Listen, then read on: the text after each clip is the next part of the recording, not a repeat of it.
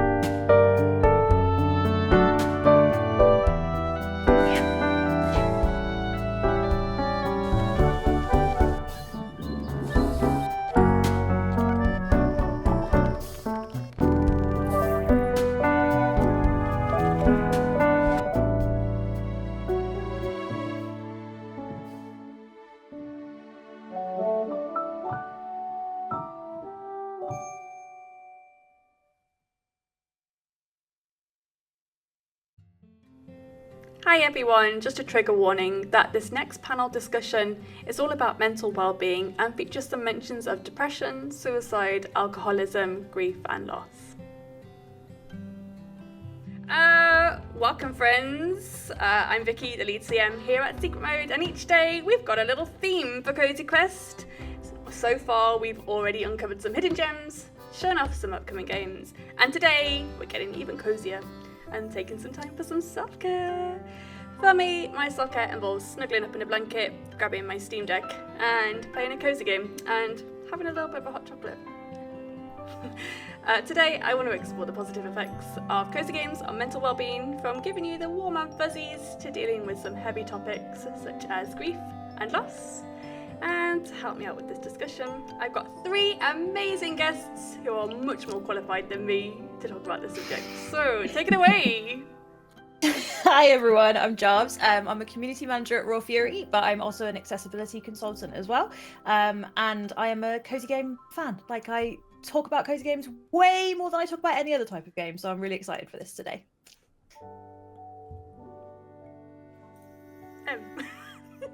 I was really hoping Fox was going to jump in because I now have a man in my room currently emptying. I'll go first. That's fine, yeah. Melissa, you emptying a go. radiator. Cool, I got it. Hi, I'm Melissa. I'm the social media and community coordinator for Hyperliminal Games. I had the absolute pleasure of being community manager for Pine Hearts, which is a very lovely cozy game that came out earlier this year. And I absolutely adore cozy games. I also enjoy getting snuggled up with a good warm beverage on my Switch, usually Animal Crossing or Stardew Valley. Nice. I can actually talk now. Hello. Yay. So the man has left. I am M, and my pronouns are they, them. I work for Safe in Our World, and I have done for the last 4 weeks, and it's flown by, and it's very exciting. But I was previously community manager on a few different games, and the way that I kind of like to chill out after a day looking after communities and having people empty my radiators is I'm so sorry, pal. Usually Cult of the Lamb is a good one for me. I like the balance between going out and having a real roguelike experience and then being able to bring it down and chill out a little bit and tidy up people's poo, apparently. Yeah. I was gonna say, it's yours. That's what you do. Yeah, that's me. It's funny, you've kind of segued into something that you've kind of touched on things I was gonna ask you about. And we were talking about it before we started recording, how sort of those cozy games are different for everybody, and stuff like Cult of the Lamb may not be cozy for everybody, but again, like, that's one of my favourite cozy games too. Just that sort of dual aspect, like you said, of you run your cozy little cult and you feed them and you do a bit of farming and you clean up the poo. Force them to get married. Force them to get married. Maybe do a little bit of sacrifice. Just a little bit. But to me, that's cozy, and it comes down to things like the aesthetics and the soundtrack and the visual style and those little noises that they make. But yeah, I wanted to ask you guys, I mean, we've already touched on this. What are some of your favourite cozy games? Jobs, you haven't gone, so we'll come back to you. Yeah, so this is why we were talking about it beforehand. So my like all-time go-to, I need to unwind and de-stress cozy game is Dome Keeper. And like, I know I work for the publisher, but I was obsessed with this game before I started working at Raw Fury because it's just like my zen space. It's one of those games where you can just like get into the flow of the game and kind of lose yourself completely in it. Like, it's not story-based. There's no like heavy thinking to do. It's just mine and then defend, mine and then defend, and like, it's a very easy loop. And although sometimes I go into panic mode because I forget that I need to defend because I've zenned out way too much in my mining section, I never get stressed. Like, it's one of those games where like I don't get annoyed if I die. I'm just like, okay, I'll just start another run. I don't care. It just chills me out. So that's like my go-to. I do have other faves. Like Stardew obviously is just, it just transcends everything. It's just one of those that will always be amazing. Similarly, again, Moonstone Island took over my life. Like, literally took over my life when we first got that. I think I'd put like 60 hours in before it was released. So that kind of whole farming sim, but with a bit more combat, I think is for me, because combat doesn't have to be not cozy. I agree. It's some people with like, if it's got combat and it's not cozy, I don't agree with that. I can see why, but like, for me, it's still part of it, and I enjoy it a lot.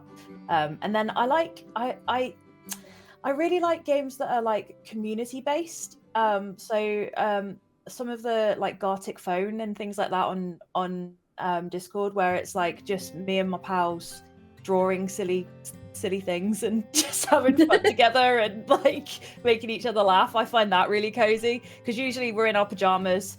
Like sometimes we're on webcam, sometimes we're not. We're all having snacks at the same time, and yeah, I love that. That's my vibe.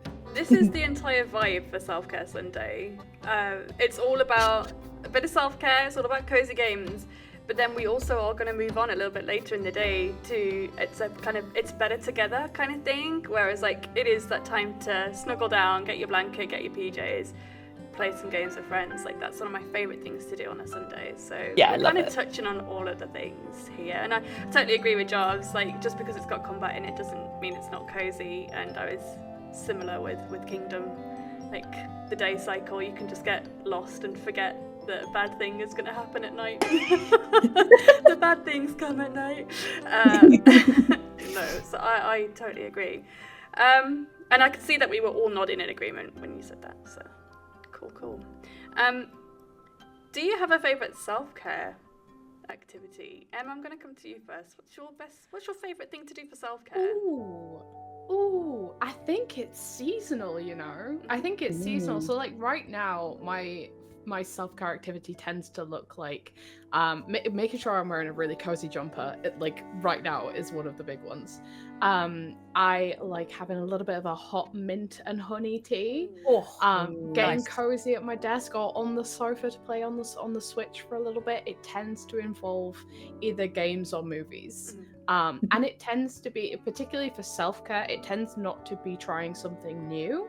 It tends to be focusing in on something that I am already really comfortable with, that I know that I have a familiarity with. So whether that's like a movie that I've seen countless times or a game that I have countless hours in, just self-care for me does tend to focus in on that familiarity, not giving myself new information to process, because that's not what I need in that moment. No. I need safe, you know? Totally get that. Melissa, how about you? What's your self-care look like? Yeah, pretty similar. I definitely agree with it being seasonal, but right now, like, my favorite thing to do would be, like, I make myself a big mug of tea, always in a massive mug, Nice. as you have to. Nice. Getting cozied up on the sofa. It usually involves getting cuddled up under a blanket.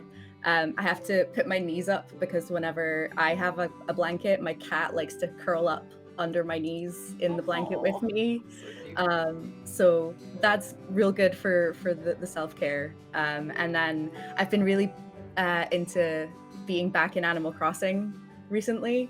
I've gotten back into my island, and it's been really nice to go back and like see all the time and care attention that I put into building that space and be able to like relive it again after a period of time of being away from it. I think that's one of my favorite things about cozy games is like if it's the type of game where you can leave it for a bit and come back and re-immerse yourself into something that you've put time and energy into. I kind of get that with the like Stardew farms as well. Like when you come back and you see all your animals that you gave silly names to, and you're like, here's my little chook. That's my form of self-care right now. Job, did you have a self-care routine? Yes, gaming is like all I do apart from one other thing, which is cross stitch. I'm well into cross stitch. When you started, I was so happy. I haven't shown you my latest projects. We need to like maybe we can just sit on a call sometime and just cross stitch together. Yeah, I would love that. That's so cute. I'm here for that. I love doing it. Basically, I can't draw, but I love pixel art. So I was like, what can I do that looks like pixel art? Cross stitch. That'll work. I can do that. So I just mainly cross stitch Dragon Ball Z and Teenage Mutant Ninja Turtle characters, and a bit obsessed with it. So I do that, or I get my Steam Deck, which I'm obsessed with, because as a disabled player, I can't always sit at my desk and play games. So having my PC games portable is like the best thing in the world. And now I take it to bed and I'm like, I'm in bed and I can play games. Getting a Steam Deck is the best thing I ever did. Yeah, same. I love it so much. It's like literally my favorite thing. So yeah, playing games in bed is like peak, and then making my husband bring me cups of tea on the regular whilst I'm playing games in bed. It's just needs to be done. Can I tell you about something weird that I do for self-care? Like when I feel really stressed, I just take myself up to a shop and go and sniff candles. Nice. Fair. sensory It's a good show. loveliness. The sensory loveliness. I go to safe space. It's TK Maxx. It's not that safe. But I know that I'm gonna have a really nice time sniffing candles and maybe just to treat myself to one or two. So yeah, we do that. But yeah, generally it's grabbing a blanket and I get my Steam Deck and booting up like an old classic, one of my favourites. So. It's always nice when a friend or your partner identifies when you need self-care as well. Like, it's funny you should mention candles, because when Josh came home, my partner came home last night, he came home bearing a Yankee candle. Yes. It was That's the so cherry and sweet. vanilla, because he knew I'd had a bad day, and he just brought me a candle. I was like, that's exactly what I needed. Oh, That is so sweet. I love that. Adam knows when I'm stressed because he brings me food. That like food is the way to my heart. So he's like, here, have some sweeties. Aw. Yay! That's so cute. All right, so we've kind of discussed what kind of makes a cozy game. It's different for everybody. It can be combat, it cannot be combat, but I think there are some defining features that define a cozy game. So let's have a little look at what we think defines a cozy game. Who wants to jump in? Everyone's like, oh, being polite. Me. Yeah. Pick me. I think what you said earlier like nails it really though. Like, it's, for me, aesthetic is a massive part of whether a game is cozy, like massive part of it, because like there's a game coming out soon by the Blumhouse team that like looks like it's Stardew Valley but is actually a murder mystery, and there's like some horrible murder going on in it, but I would say that's cozy because of how it looks. It like full on looks pixel art, beautiful, bright colors, like it's wholesomely looking. There might be some murdering going on, but still, yeah, to me it looks cozy.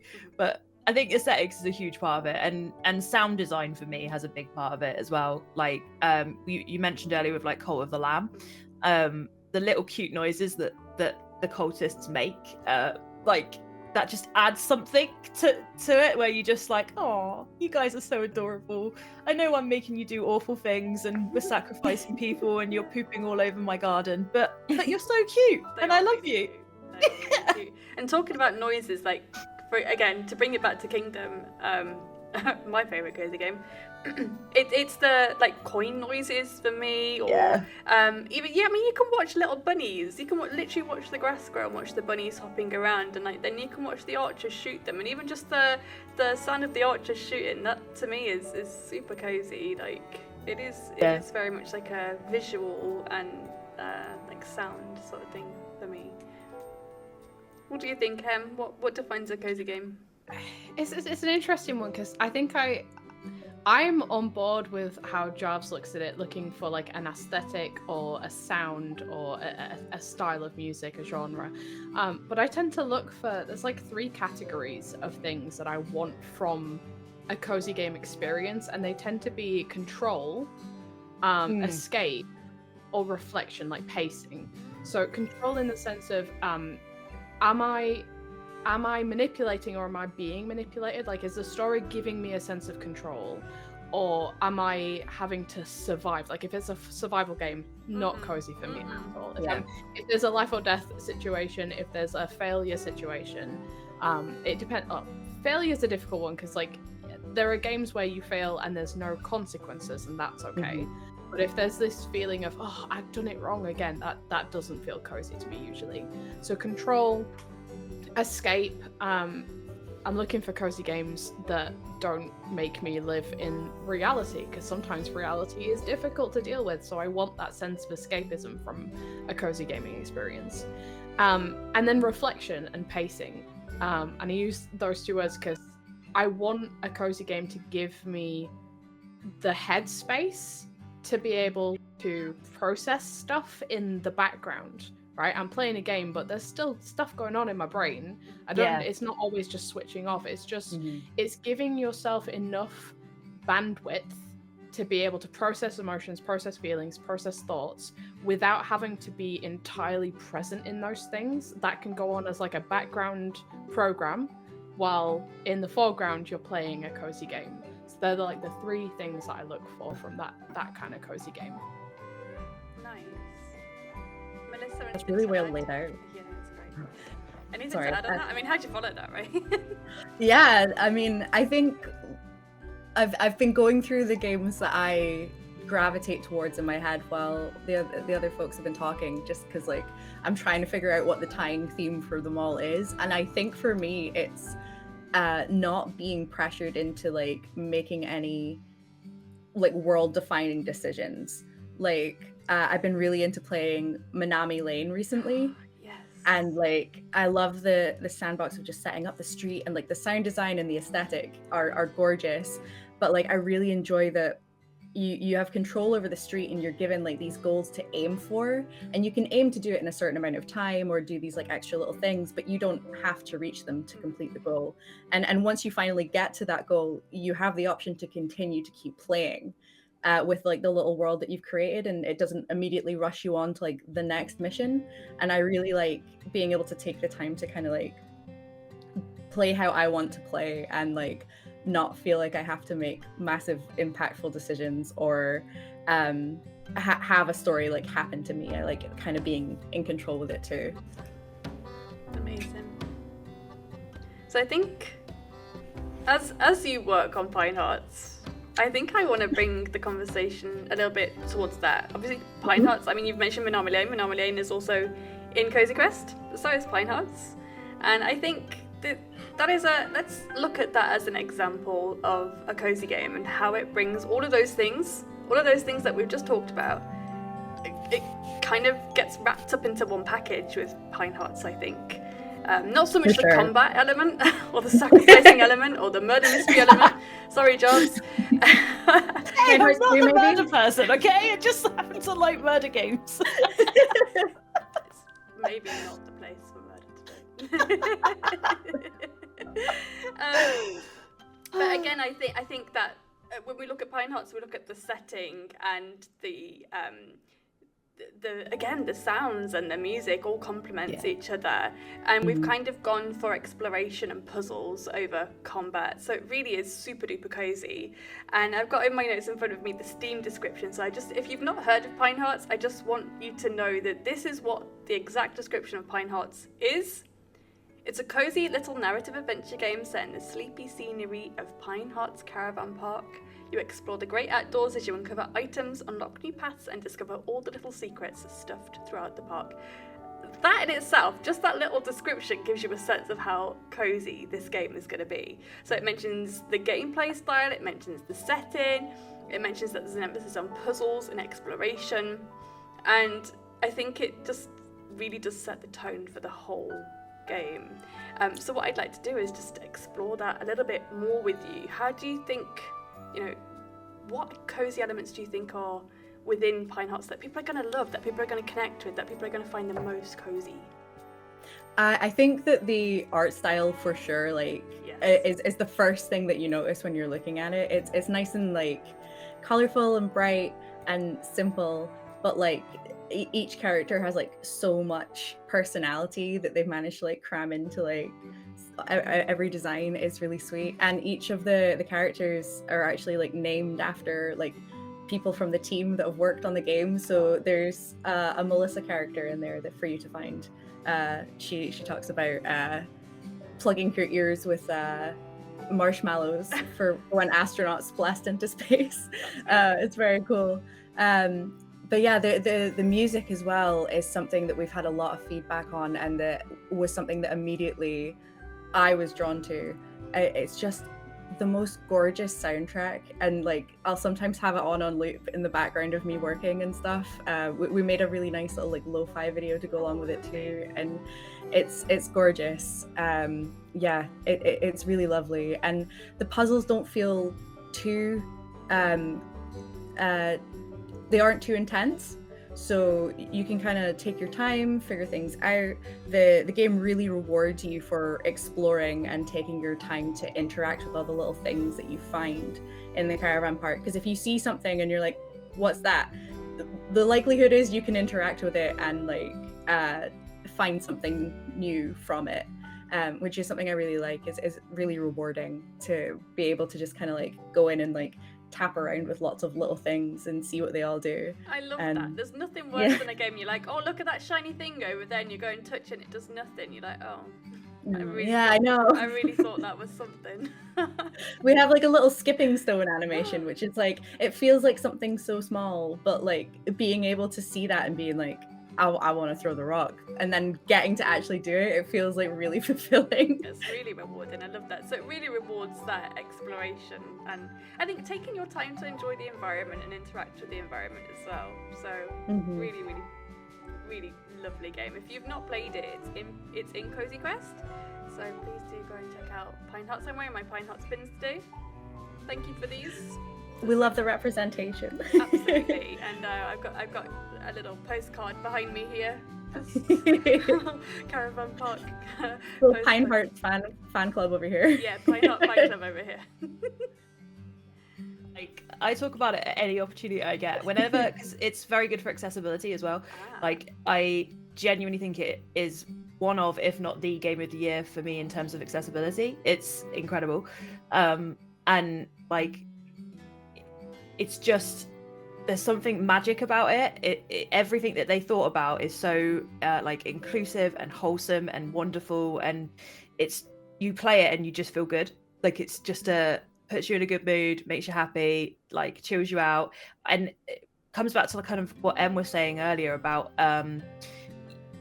survival games. Like, anything that's like pressure based makes it not cozy, and sometimes with some puzzle games I get like that because I get really frustrated if I can't work things out, and so sometimes puzzle games put my back up when it comes to cozy. But Pine Hearts gets it just right, where it's like there is a little bit of challenge, but I never had to go and look up a guide. Like, at any point did I have to look up a guide to figure out how to do stuff. I could figure it all out on my own, and I felt good about figuring it out because it wasn't too easy.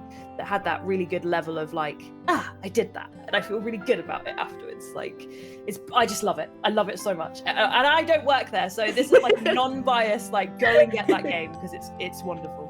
It makes my heart so happy. Really did choose the best panelists here. Yeah, We've all got so much love for each other. I love it. I'm going to kind of skip ahead on my notes here to accessibility, because Jarvis, you brought that up, and how important that is, and how prominent it is in Pine Hearts and with that sort of thing. So let's skip ahead a little bit and talk about accessibility in games. So Jarvis, why does accessibility matter in games, do you think? Multiple reasons, but the main reason is that everybody deserves to play games, like everybody. And you know, right now there's a lot of discussion around accessibility and diversity and inclusion, and I think the discussion gets away from what matters the most, and that's like the ability for everybody to play games and also to feel seen in the media that they consume. And so there's like multiple parts to it, and I think Pine Hearts is a really good example, because not only is the game itself accessible, but the team thought about accessibility so wholly that every single time I saw them at an event, they made sure that they had accessible controllers and that wheelchairs could get to the stands really easily. And that's just not done as much as it should be in our industry. And you could tell that Hyperliminal like genuinely care about making their games available for everybody. In a way that just stood out more than I think any other company has in a really long time, in my opinion. Because being able, my personal self, like the story for me, like I used to be a teacher, some people know that, some don't, and I lost my career to my disability. I got extra sick and couldn't stand up and run around and be the crazy drama teacher that I used to be. And I went for a really dark time when I lost that. And if it wasn't for games, I probably wouldn't be here. Like, games were my escape. They were my sort of finding a new community and a new group of friends through games. It gave me somewhere to be cathartic and feel the emotions that I was feeling. And it also gave me a place to be happy and enjoy things. And as a disabled person, I had no other way to do that at that point. I was completely bedbound. I couldn't go anywhere. I couldn't do anything. And games gave me back that sense of happiness and excitement for the world. And so like making games accessible to everybody is more than just like, I want to do something fun. It's mentally so important because it gives people a sense of community when they have no else. Like it gives you escapism and, like I said, catharsism, and that's so important. And communities like the disabled community, the neurodiverse community, that can be very isolated as a result of things outside of their control, gaming gives that back to them in a way that is very hard to meet in any other way. So it's just so important. Thank you so much, Joel. Melissa, do you want to talk a little bit about the specific accessibility features within Pine Hearts? Obviously, Joss has picked it up. Are you okay to Yeah. explore that with me? Absolutely. Cool. So we the accessibility journey for Pine Hearts started really early on in the development of the game itself.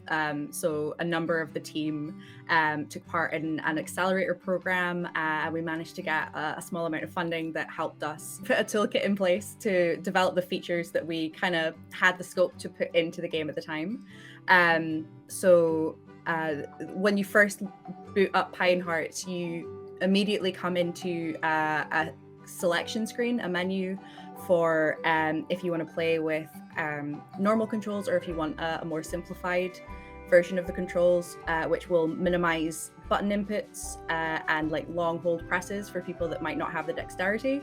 And then that follows up with a menu asking if you want the normal color mode or a color blocking mode, which is it highlights your main character, secondary, tertiary characters, and any interactables, and desaturates the rest of the background. And it's available in a few different color variations to account for any if you've got color blindness. And the idea behind having that at the very start is that when we were doing research into people that needed these accessibility settings, they were finding that they were having to go through long tutorials before they could even get to a menu. Wow. That would allow them to change anything that they might need that would give them access to play the game properly. So we wanted to make sure that that was something that was upfront, like the first thing that you would see going into the game. And then from there, you're able to access the settings menu at any time. You can change your font, you can change the scaling. We've got 2 different fonts you can select from, one that's slightly more handwriting style, but one that's designed to be more dyslexia friendly. You can change the size, any of like the letter spacings. It's amazing how much customization there is. There's like a whole menu full of things that you can kind of change and make the experience bespoke to how you want to play the game and what fits for your play style and what your abilities are. Fantastic. That sounds incredible. It sounds like a lot of work, but like, Yeah. great work. The team did an incredible job, like putting all of that together, and they built it in such a way that it's something that we want to use as like a base for pulling into future games that we work in. So we're currently working on our next title, and we're planning to use some of the toolkit and kind of implement it into what we're building there, just so that work's already done, and we can hopefully build upon that going forwards to include more accessibility options. Just because it's quite difficult as an indie company to like be able to invest the time and the resources into creating that software and creating the mechanics to make that work. But now that we've got that kind of baseline, we should be able to help build that up as time goes on, which we're really excited about. That's amazing. Awesome. Thank you so much for sharing that with me. No worries. So I really want to get into the meat of this panel discussion, which is the positive effects of cozy games on mental health. So what do we think? I'm going to come to you because you haven't spoken for a little while. I've just been absorbing, I've been loving it. Living the vibes. Yeah. What do you think are some of the benefits then of playing cozy games, and why do you think people are drawn to cozy games? I mean, I sort of touched on it earlier in the sense of a lot of these cozy games that exist out there give you a sense of control, and I think something that does often link with people's struggle with mental health is this lack of control. It's the lack of the ability to fix something going on in your life, but you can do this thing in this game that allows you to have some semblance of control. So that there is that angle, but I do also think I don't know whether this is my experience or a shared experience. I don't know anyone would want to chip in on this if you've had this as well, but like games, having a game that gives you the space for reflection for me is key for the impact that cozy games can have on your mental health. Having the space for reflection is a big part of it, and I think if we boil it down, if we bring it back down to baseline, mental health isn't mental illness, right? It's the umbrella term for the good and the bad. It's this culmination of experiences, each experience impacting your wellness, your emotional wellness, and I think that a cozy game doesn't necessarily have to tackle head on this like a big topic like depression or a big topic like anxiety. It can be things that happen in our lives. It can be little things, right, that you might not think of this one experience and go, well, that's a mental health topic, but it can link to our experience with our own mental health. So yeah, I think it's a good now way I've sort of rolled off. It's fine. It's just a great way to reduce stress, I think. And I think process emotions, I think. Yeah. So when you're saying reflection, for me that always comes down to sort of a way to process emotions in a way. Like if I'm feeling really angry, you know, there are games that will help you with sort of your exploring where that comes from, and things like loss and grief and depression. I mean, we've even talked about Stardew Valley. I mean, that has some very adult things in it. There's alcoholism in there, there's depression, there's suicidal thoughts, there's stuff like that in there. It does explore some very adult themes in some places. But yeah, I think it also just transports you somewhere different, doesn't it? Yeah, exactly. Yeah. And I mean, when we're talking about accessibility as well, and I think Jarvis, you said it gives you a chance to do things in games that perhaps you couldn't do in real life, or like things that, you know, you probably couldn't achieve that in real life, but you can achieve it in a game, and it really does make you feel like you've done something. So yeah, I think it's just that you get to switch your brain off a little bit, maybe not entirely. Well, no, exactly. Switch off entirely either. It's like what I said earlier about having the background stuff happening. Yeah. Right. Yeah. Like, what give me another example of a time you set out for yourself that you actively go, right, I'm going to give myself this hour to be mindful, to be reflective. We don't really do that. We don't live in a society where we get the luxury of doing that. But there is a really good argument for, well, you know, I've got a hobby, right? I need to have this hobby. I'm going to play games. Games is my hobby, but games is also a time for being mindful and being able to be reflective. So yeah, if you're just playing games that keep you away from that reflection, keep you away from actually processing stuff that's going on, then you're not making time to be mindful at all. Like, because we just don't do it anytime anywhere else. So should I jump in there? Yeah, go for it, Josh. You go for it. I've like gone to therapy for years, and like I've had loads of therapists be like, you need to do mindfulness and you need to like do this and that, and I have always really struggled with it because I am the type of person that cannot turn my brain off. Same. And they're always like, yeah, it's fine if you get distracted by a thought, but just notice it and then go back. And I'm like, I can't go back, my brain does not switch off. And it wasn't until I met this one lady and she was like, well, what is your hobby? And I was like, well, gaming. She was like, well, do you find games like that calm you down in a way that nothing else does? And I was like, yeah. And she like exactly what you said. She was like, well, that's you being mindful, because you're aware of how you're feeling, you're sitting with it, but you're focusing on something else, and like you're letting that sort of be your mindfulness. And I'd never realized that that's what I was doing. But yeah, cozy games have been that for me for ever, like for as long as I can remember, and I've just never realized or put like that word to it. But Em's completely right. Like it completely is that way of being able to sit with something without it being overwhelming, or feeling pressured to do it, I think. And it's kind of a subconscious sort of processing, but it's so healthy. It's so healthy and really important to do, and we can do that whilst playing games. So yeah, it's brilliant. So are we all in agreement then that cozy games can have a massive positive effect on your mental Oh, well-being. for sure. 100%. Definitely. If we want to look at exploring those things and exploring our emotions and dealing with tricky things, again, thinking about Stardew Valley, things like suicide, depression, alcoholism, things like that, some heavy subjects get brought up in games. I remember basically bawling my eyes out at the very start of Beacon Pines when he talks to his dead dad.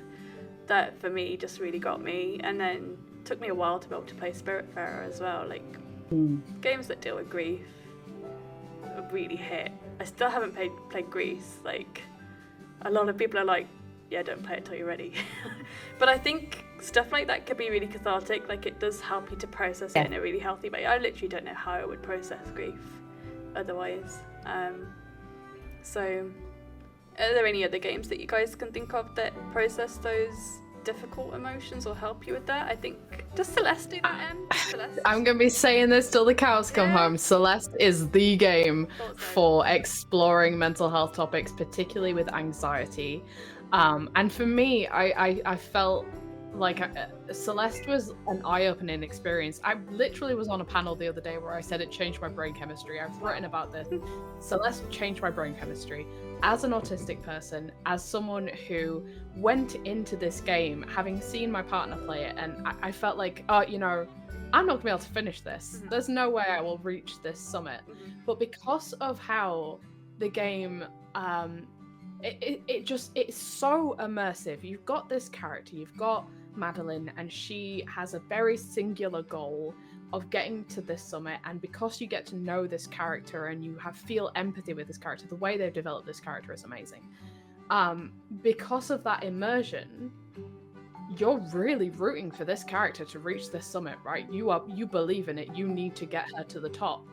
And I was seeing a lot of myself in this character as well, of this self-deprecation and this idea that I'm not going to be able to do it. I want to be able to do it for this character, but I can't do it because it's a skill issue, right? I'm not good at games, and this is what it boiled down to. Me either. This is why I haven't played Celeste, because I've watched other people play it and they've really struggled, and I'm like, I would love to play this. This is my kind of game, but this looks hard. But and it is hard. It is a challenging game. Is there different difficulty settings there? Like, what's the least difficulty you can play it on? There is an accessibility setting that gives you more time to figure out the direction you're going. I need that. But it was that mentality right there. I was like, I'm not good at games, that I had to get out of to be able to get to that summit. Right? It wasn't a healthy mindset to be in. It was like, it's a skill issue. That wasn't a healthy mindset for me to be in. And it kind of, the story plot, without giving anything away, because I recommend anyone playing Celeste, without giving the game away, it did basically give me this realization moment, the penny dropped, where I was like, why am I working against myself? Why am I working against my neurodivergence? Why am I working against these things that make me me? Why am I trying to fit into a different mold, right? And when I started working with my neurodivergence, which is what I learned from this game, everything just got easier.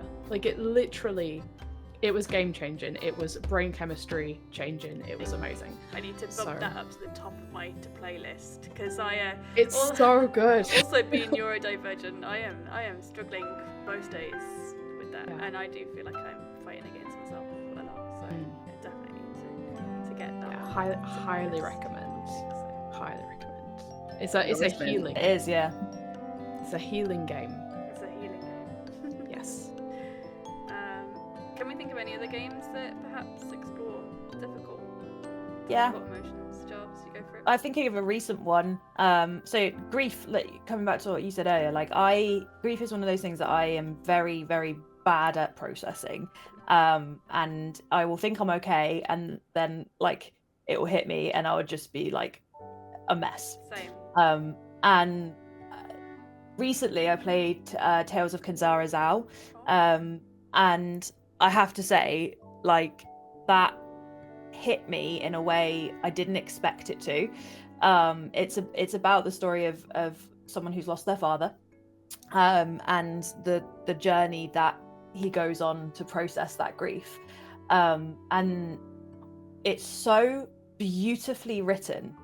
and the whole game and the journey that you go on through the game, and even like the actions that you take in the gameplay style, progress that feeling, and at the end it kind of gives you that sense of I'm gonna be okay, like I can do this, and I'm gonna be okay.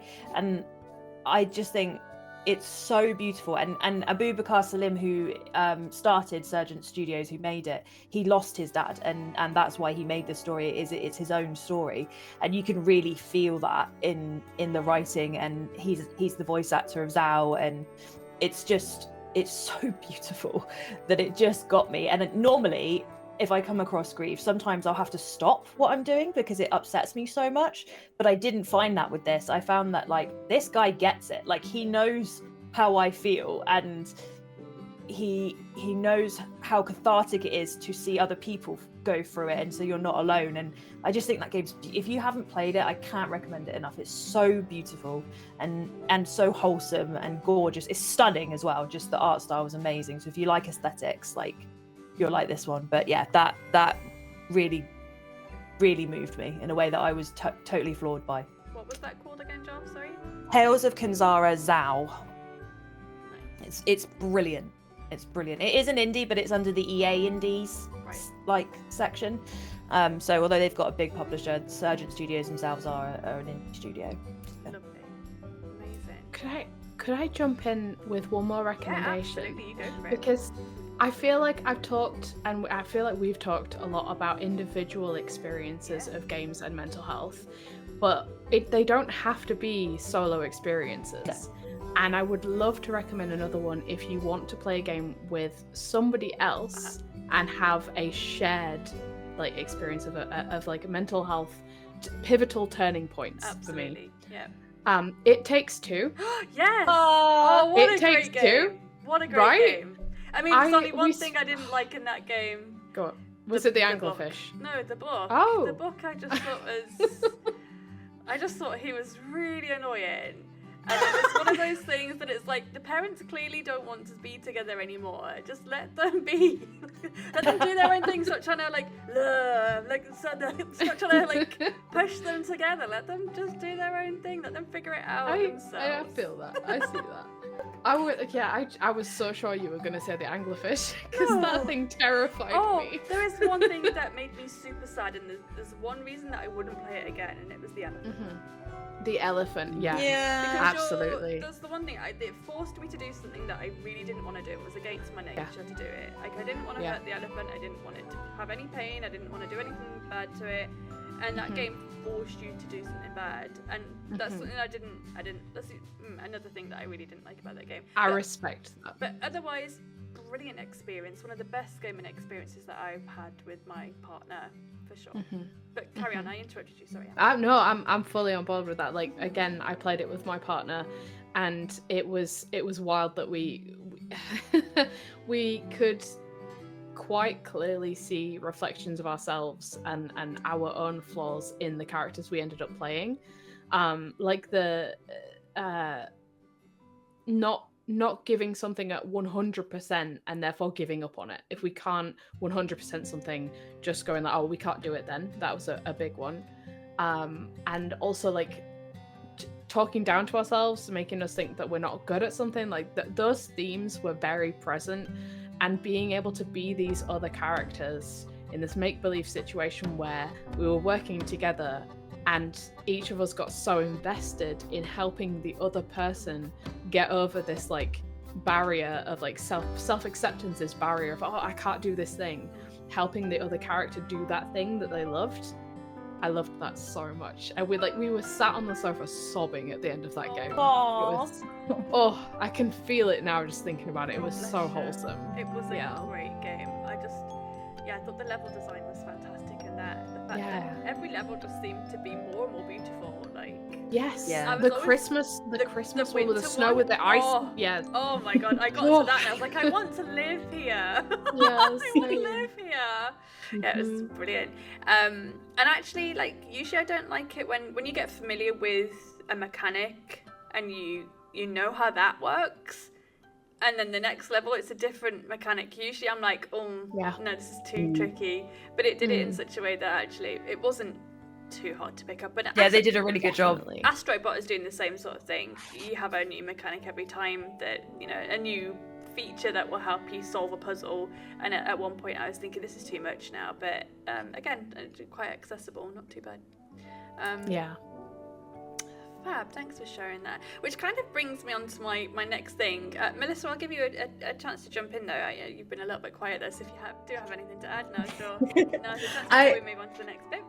Yeah, for sure. I completely like echo what you guys were saying. I've been trying to think of like if I could bring anything new, and I think like I wouldn't say it's necessarily specifically about grief, but like the first time that I played through Undertale, which is maybe a weird one to bring up, but like once you get to that like end kind of fight, it's been a while since I've played it, but like I just remember being like hit with all of the emotions at once of like dealing with what was going on in the story and like not feeling like I would be able to like continue, just because of like needing to like you're faced with a lot of obstacles. I don't know if anyone's like not played it at this point. It's been out for a while. I haven't played it.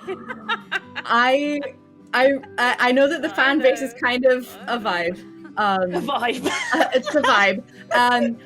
But I recommend, if you don't know much about the story and you're going into it without anything, I think it's an incredible experience of like the way you as a player like treat the world and how the world is reflected in how you're treating it. And when you get to that end kind of point, the realization of like the impact that you've had on the world and how you can change these people at the end, it hit me in a way like I've never experienced that in a game before, and it completely changed my opinion of what games could be and like what you could achieve with a game, and like the way that you could interact with it and the way that it could change you. And like it stuck with me since, like the feeling just sticks with me. But talking about more recent games, and not to bring it back to Pine Hearts. Go ahead, I'll let you off. Thanks. Go on. But there is a subtone of grief that runs through Pine Hearts that you can kind of pick up through the memories that go through the story as you're progressing through, and it kind of develops more and more as you progress further into the game.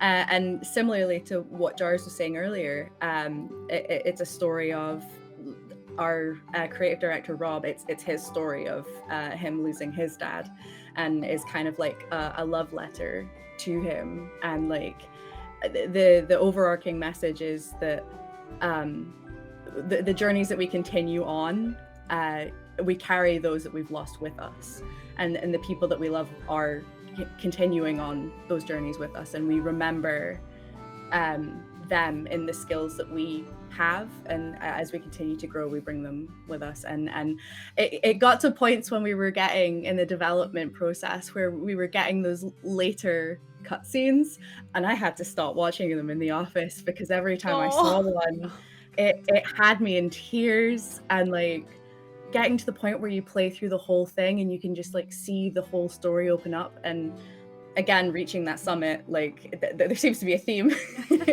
going, but reaching the summit and getting that final cutscene, it's a story that's quite, it's obviously specific to Rob and his experience, but it transcends just being that experience. It's something that I think a lot of people can relate to. Grief is such a universal experience, and being able to like put yourself in those shoes and see and feel that story, it was incredibly cathartic getting to the end after like watching it all come to development.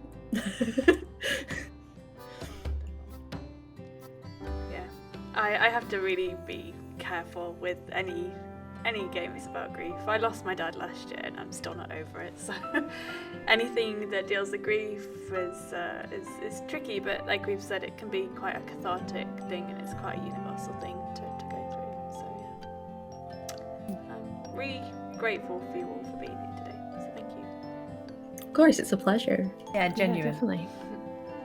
But we're not finished quite yet. We've touched on playing together, so things like It Takes Two. And again, Jarvis, you said that you sort of found yourself a sort of a community of gamers, and that kind of helped you out a lot. So I think we do tend to think about games as kind of like a thing that we do by ourselves. It's just for us. But I think having a community of gamers is also important, and you know, being able to connect with other people, being able to have those shared experiences with people. So can we discuss kind of the positive effects of that and all the different ways that community can show up in cozy games? Who wants to go? I'll dive in. I don't mind. Go for it, Jarvis.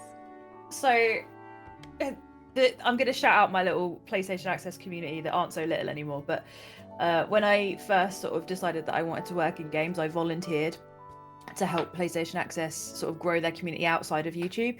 And it was completely voluntary, but it was the best thing I've ever done, because I got a group of friends out of doing that came to my wedding, that are like lifelong friends. They came from like Texas and like all over the world to my little Devon wedding, and their support and their friendship and their understanding of gaming and how much it means to me and stuff is genuinely like my lifeline. Like, they're incredible. And we have like a set of cozy games that we play together that you don't normally think of as cozy, because like you would think of your Stardew, okay, hey, that has got multiplayer, but you think of playing it on your own, or you think of, you know, all of the games that we've mentioned previously. But for us, we had like Gang Beasts, we had Duck Game, and like any of those sorts of like zany shenanigan based, like messing with your friends, having fun type games, not shooters, not like intense zombie killing or anything like that, but just like fun mayhem together. That was our cozy evenings. Like, we'd all jump on the PlayStation, we'd all jump on voice chat, whether it was on Discord or on PlayStation or whatever, and just those were like how to de-stress, how to have fun, how to be together.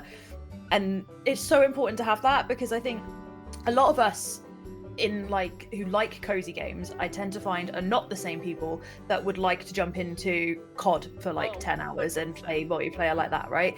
And so we don't tend to have the same experience with multiplayer that another sort of section of gamers do. And so I, up until I met this lot, had only ever really played on my own. Like, I'd spent most of my time being a single player girl and not ever experiencing that community of like playing with people. And it wasn't until I found these games like Gang Beast and Stick Bold and all of these like wild zany games is the only way I can explain them. Like, but they gave me a way to access that without the pressure of being good at something, or without like needing to have like this inbuilt skill set of the game. It was just, you could pick up, play it, have fun, laugh at each other, laugh with each other. And it is important, because mentally sometimes you just need that sense of community and that sense of fun and joy, and gaming can do that in a way that nothing else can, because you can bring together people from all over the world, and you can have friendships with people that you never would have met any other way. I know all of us met through work, but we all met through working in games, and we all met online before we met in person. And like, I consider you guys some of my absolute best friends, and I think that in itself is come from gaming and our love of gaming. We might not play games together, but we talk about them together, and we talk about all the cozy games that we love and the communities that we love that we work with, and that passion for building the communities is shared between us. And it's so important. And I think that anyone who's part of a gaming community will be able to tell you how special that community is. And they're all special in different ways, but they're all so magic and so supportive. And I think one thing that isn't talked about anywhere near enough is how supportive the game dev community is itself. Like, this community is like I'm gonna cry because I'm like M knows, like recently I had to go through a fundraiser that I didn't really want to do. I was really embarrassed about it. I needed to get a new wheelchair. I was really embarrassed to do it, and But you did it. You know what? You've done it. yeah, Congrats. I did it, but it was because of M and my other friends in my game dev community that happened, and in under 24 hours I had a wheelchair funded, and that was pretty much solely the game dev community coming together for one of their own. And this community is like that in so many ways. Like, people lift each other up. With all of the layoffs going off, you see people like recommending each other and sharing CVs and recommending jobs to each other, and like this community has been through a lot in the last 2 years, and the industry might be on fire a little bit, but the people who work within it are some of the best, most wholesome, beautiful people I have ever had the pleasure of knowing. And I think that is partly why our communities about games are so special, is because the people who are making them are just beautiful beings. Just beautiful beings. I love the word beans. I always call it like, you're the best bean. Yeah. I'd love to take that further as well, because Jarvis has hit the nail on the head there. In terms of support, I think you're absolutely right, Jarvis, in that within the game dev community, there is this generosity of spirit and generosity of kindness, and I love that so much. But the thing that really gets me about cozy games and the communities that form around them from the player's side is that those people are also quite often so generous with their patience and their understanding. Like I've until obviously now I'm working at Safe in Our World, but until fairly recently, I was part of a team that had to make the difficult decision to delay a game coming out, and a big part of that was that there's so many obstacles in the way and so much uncertainty in the industry, but on top of that, it was having such a knock-on impact on the dev team. They were all really struggling. We did not want to put them through crunch, and so the decision was made to just not put them through crunch and find another way of surviving without compromising the well-being of that team. And I know that there are some communities out there in games that need a lot of work, that need a lot of love, that need a lot of patience to get to a healthier place, but that would not have well received that information. But in the cozy gaming space, there was nothing but positivity for that decision being made. There was nothing but understanding of this fact that, they're human beings making a game. You need to look after your human beings making the games. And I just love that we get that from that community. It makes me feel very happy to have been able to be a community manager serving a community like that, because I'm like, wow, you absolutely, without a shadow of a doubt, deserve all of my time and effort. Like, I would get up in the morning knowing that the people that I were talking to online got it. They got the passion behind what we do as game devs. They got why we wanted to make games, and they were more invested in the game they eventually got being solid, being a reflection of what the vision was, what we wanted to create for them, than it landing on any specific date that had been planned before things fell apart. You get out what you put in, I think, and you put in a heck of a lot. Like, I was in that community, I saw you working your butt off, and you really get out what you put in. Like, you put so much of yourself into that community, and you brought the exact right vibe for that community. And I think it's what they say, like, your vibe attracts your tribe, right? It's such a cliche thing to say, but you put out the right vibes and you got the right people back. People who were invested. I felt like that. Yeah, absolutely. People who were invested in the game, people who were invested in bringing the right vibe, people who were invested in looking after each other and respecting you. So, of course, you wanted to show up and do your best work. And in the same way as what Jarv said about people that are sticking with you now, like that you've met through the industry, that you consider some of your best friends, I'm not lying when I tell you that some of the people I met through Southfield's community are still in contact with me every day, even though I'm not doing that job anymore. But like, I met so many awesome people that have taken the time out to teach me how to stream. Like, this year I started streaming, had no idea what I was doing, but the fact that I'd met these people and they were like, oh, okay, so Em wants to try this. They spent time on Discord calls showing me how to set up bots, and sending me resources and tips and advice. Like, it's unfallible. And They're you're amazing. absolutely smashing it. Your streams, you would never guess Aw. that you're like a new streamer. Like, Thank you. You would never guess. That's very sweet. That's so true. That is genuinely true. One of my favourite things to do is watch flop VODs when I'm working. Just whack the one in the background while I'm working, and you just make me happy. That is wholesome. Thanks. I feel like we've gone really off my notes, but I feel like we've really covered a lot of topics. Like I had all of these notes planned, I had this entire thing planned, but I think I wanted to keep it natural and organic, and it's gone that way. So I think we are probably maybe just on the verge of finishing. We all need to wrap up. So what I would say is I think gaming is great. Gaming is awesome as a resource for self-care and like contributing to your mental well-being. But I think offline activities as well, you know, spending time with your friends in real life, you know, going for a walk, reading a book if that's your kind of thing, cooking, baking, you know, people say go and touch grass every now and again. It's true, you need to get out in nature sometimes. You need to go and take a breath of fresh air and maybe actually climb a mountain for real, like Em does every now and again for charity.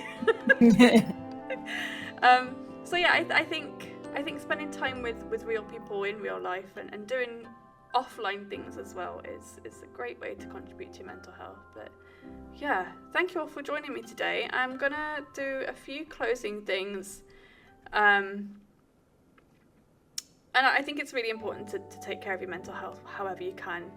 Being part of a community is always a great way. Online communities, as we've explored, are a fantastic resource for that. But if you do need any further extra help, we haven't even really talked about Safe in Our World and what they can offer. So, I'm going to give you a little bit of time now to talk about Safe in Our World and what resources they can offer for mental health. Yeah, thanks, pal. Well, there's quite a few different ways that Safe in Our World support the industry and support gamers directly. For my game dev friends, they've got some. We. I keep forgetting that I'm part of that team. I get to say we now. We've got some fantastic resources in terms of being able to identify. Like, I think something that people struggle with a lot is emotional literacy of like, what am I actually feeling? What is actually going on? The website has got so many different like personal stories or resources, articles that sort of take you through the different struggles that you might be experiencing. We also do like mental health first aid training for teams. We've got the Level Up partnerships that, you know, if your studio's not a part of, why not? Come on, join us. We're already there. We're benefits already there. everybody. You don't need to convince us. We're there. Yeah, and then like for actually for gamers, you know, we're always looking out for. Every year we've got the class of ambassadors that we've just had closed, so there's always next October for that. We've got the sidekick journals, which are like gamification of mindfulness, which is really cool. We're always at events, we're always here to talk. The Discord is always open. It's a good time. We just there you go. And it's so good, honestly. They pulled this. I say they pulled this together before I joined the team, and it's like one of my favorite things that I've got from Safe in Our World. So I don't have one. Yeah. If you've got a spare one lying around, I'll see about maybe sending you one. I'll see about maybe sending you one. I'd love that. Thank you for joining me for Cozy Quest. Enjoy the rest of your days. And, Thanks for having us. Oh, it's really nice. So welcome. I would love to do this anytime. It's been great fun. Yeah, maybe next year, Cozy Quest again. Next year, we can all do this again. So down. All right. Thank you, everybody. Bye. Bye for now. Bye. There are plenty of other resources out there, so if you do need some help and you'd prefer to use the text helpline, you can text SHOUT to 85258. That's if you're in the UK, and you can access that 24/7. Also in the UK available, if you prefer to talk to someone on the phone, you can always call Samaritans on 116 123. And if you're in the US, again, there's a free text helpline. It's the crisis text helpline. You can text HOME to 741 741.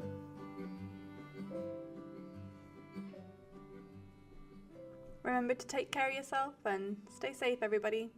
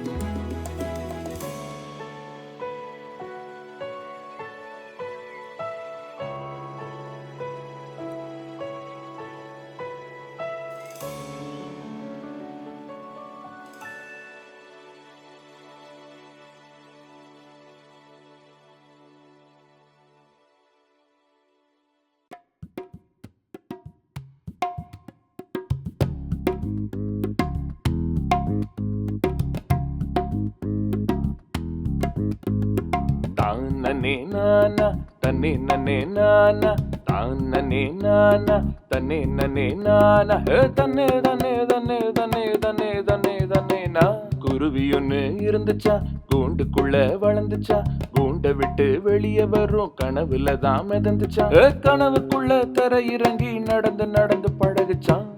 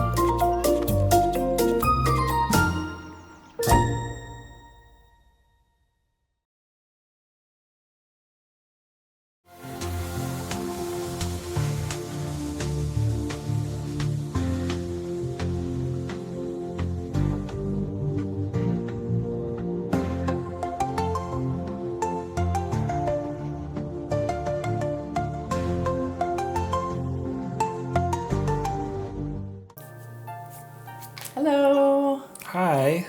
Hi. Oh, Rookie's coming to join us as well. Yeah. I'm Lucas, I'm Annie. and we're the creators of A Little to the Left.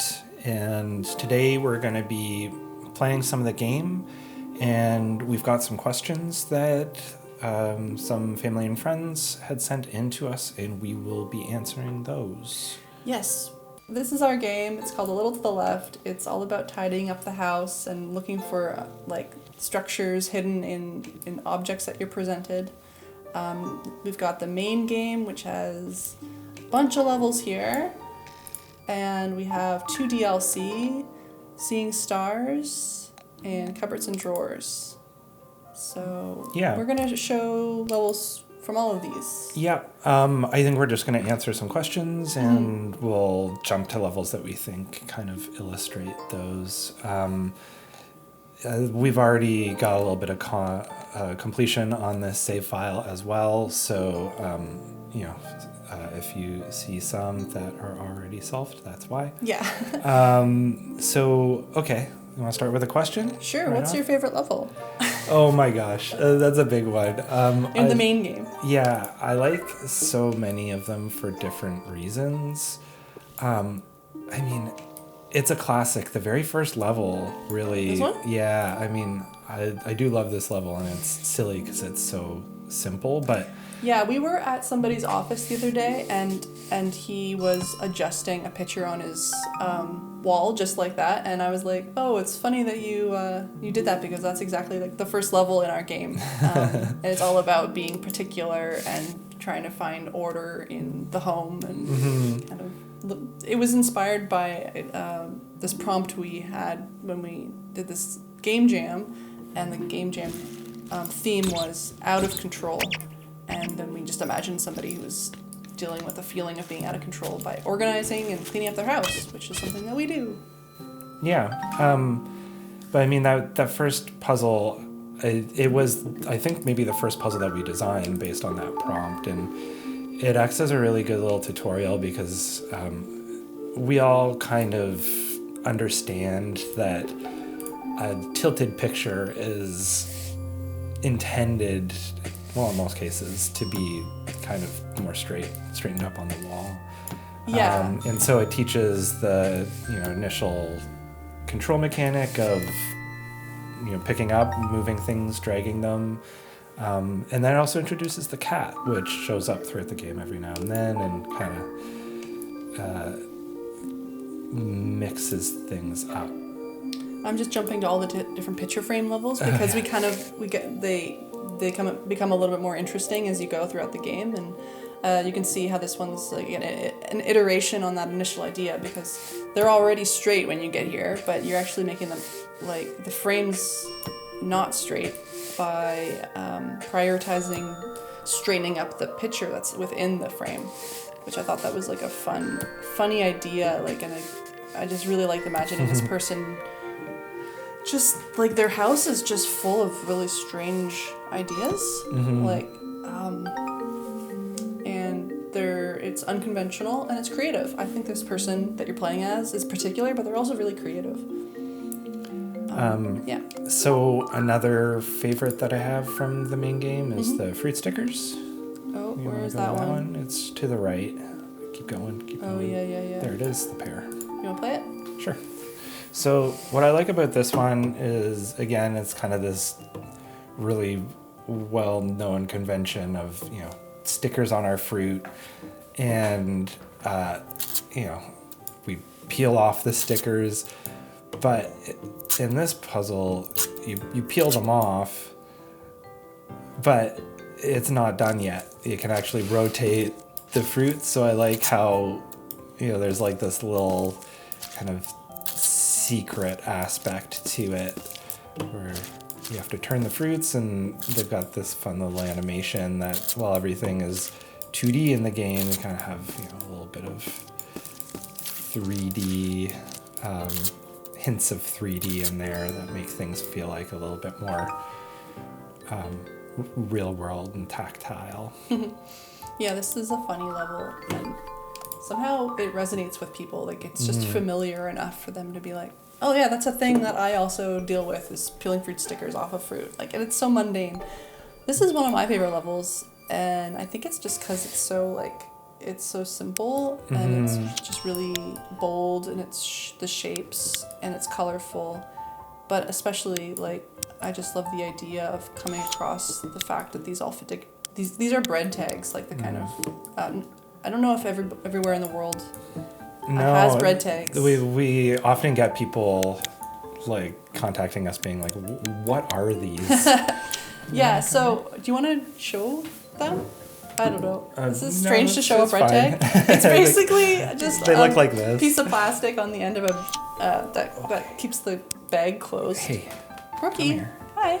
Come on, you're getting in the way. He's okay.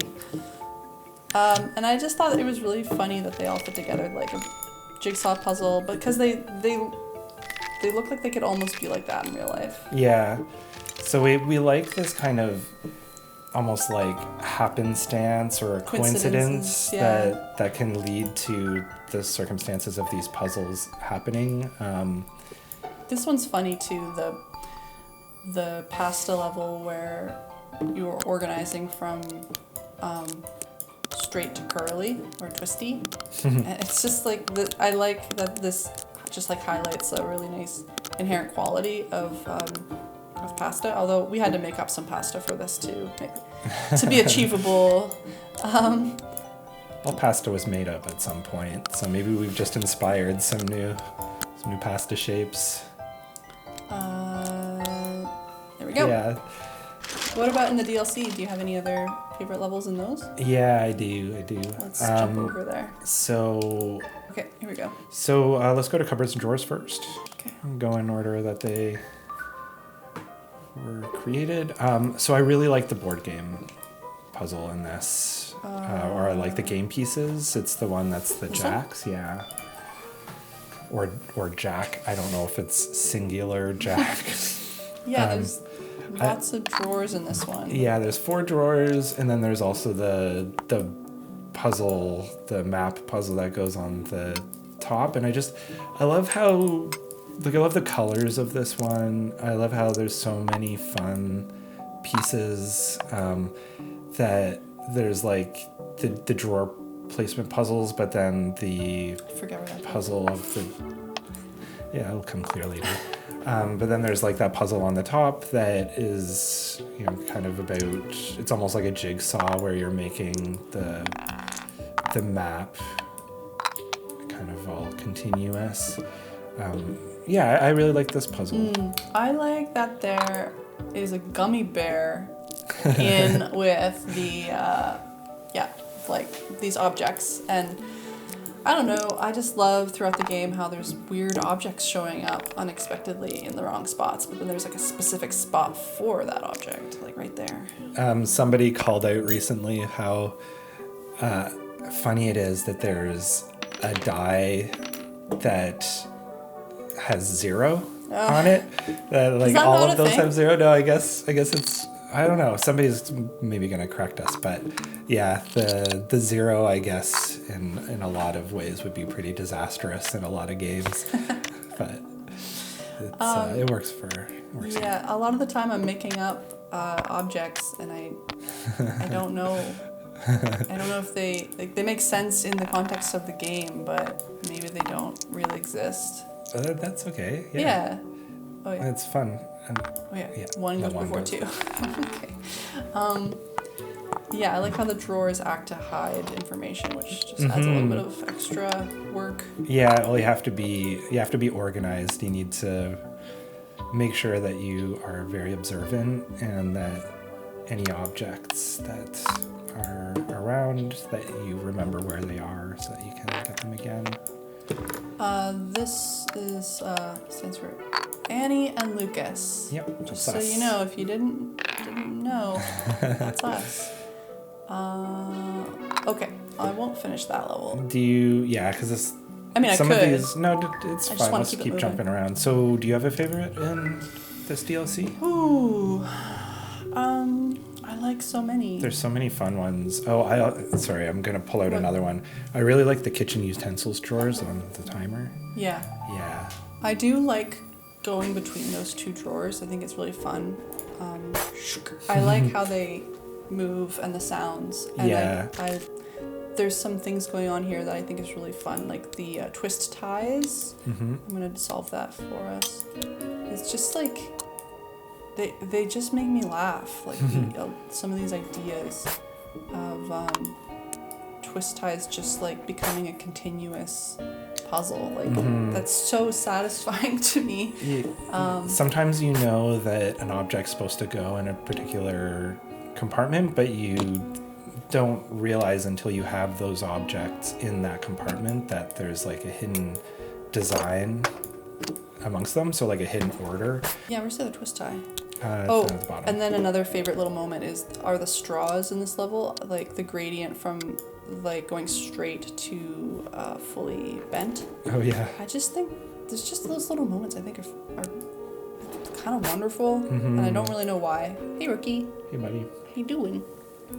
Okay, so I took another favorite. Oh, and there's like a bread tie Easter egg, which is like it's not really Easter egg, but it's a smaller version of the bread tie puzzle from the main game, but within the drawer. And that's something that we did in this DLC. We used like a lot of nesting of puzzles. Oops. So yeah, those have to go in that particular order. It goes right there, but it's fun because they're all shaky. Yeah. So sorry, I took another one. Do you have another favorite? Yeah. Let's look. And then we should answer a different question. Yeah. This one like visually looks really nice to me. I really like the sounds and the shape of the objects in this level. Yeah. I think this moment with the pipe cleaners is really fun. Where there's like a straight to twisty again. Maybe I like just in general when things are Just going straight to twisty. I like that there's a googly eye. Oh It's yeah, the just, like, googly eyes are fun. funny little moments, and there's like a special little spot for that. And I do really love how the elastic bands flow together, although I might not be able to do it. Oh yeah, I can do it. There we go. Yeah. Those types of things just make me very happy. Yeah. What else do I like in this one? I mean, a lot. The worms in the fish tackle box. I think how they fit together is again really funny and satisfying. I think that piece goes down below. Oh. Yes, it's in there, yeah. Oh yeah. I remember now. Yeah, this one's a really colorful puzzle, which is pretty fun. There's a lot of pieces to it. Yeah. And it starts off really crazy looking, but But you still, as you start placing things like it starts to go faster and faster as you solve it, because you start to kind of see the designs more, and you rule out objects from being in play by finding their spot. So I think that's a really satisfying part of all the puzzles in the game, really. I like that there's a little musical instrument in here. Oh, yeah. And I just like also that there's like this chocolate bar is like has its own like really prominent spot. Like there's just a lot of personality with this level, and it makes me laugh. Do you want another question? Sure. Okay. So this one's from Allison. Do you ever dream that you are tidying in your sleep? No, but I think I like have dreamt of levels and me like too. and like objects fitting together. Yeah. Because it's just like what we were doing so intensely for so long. Yeah. And what about you? Do you dream?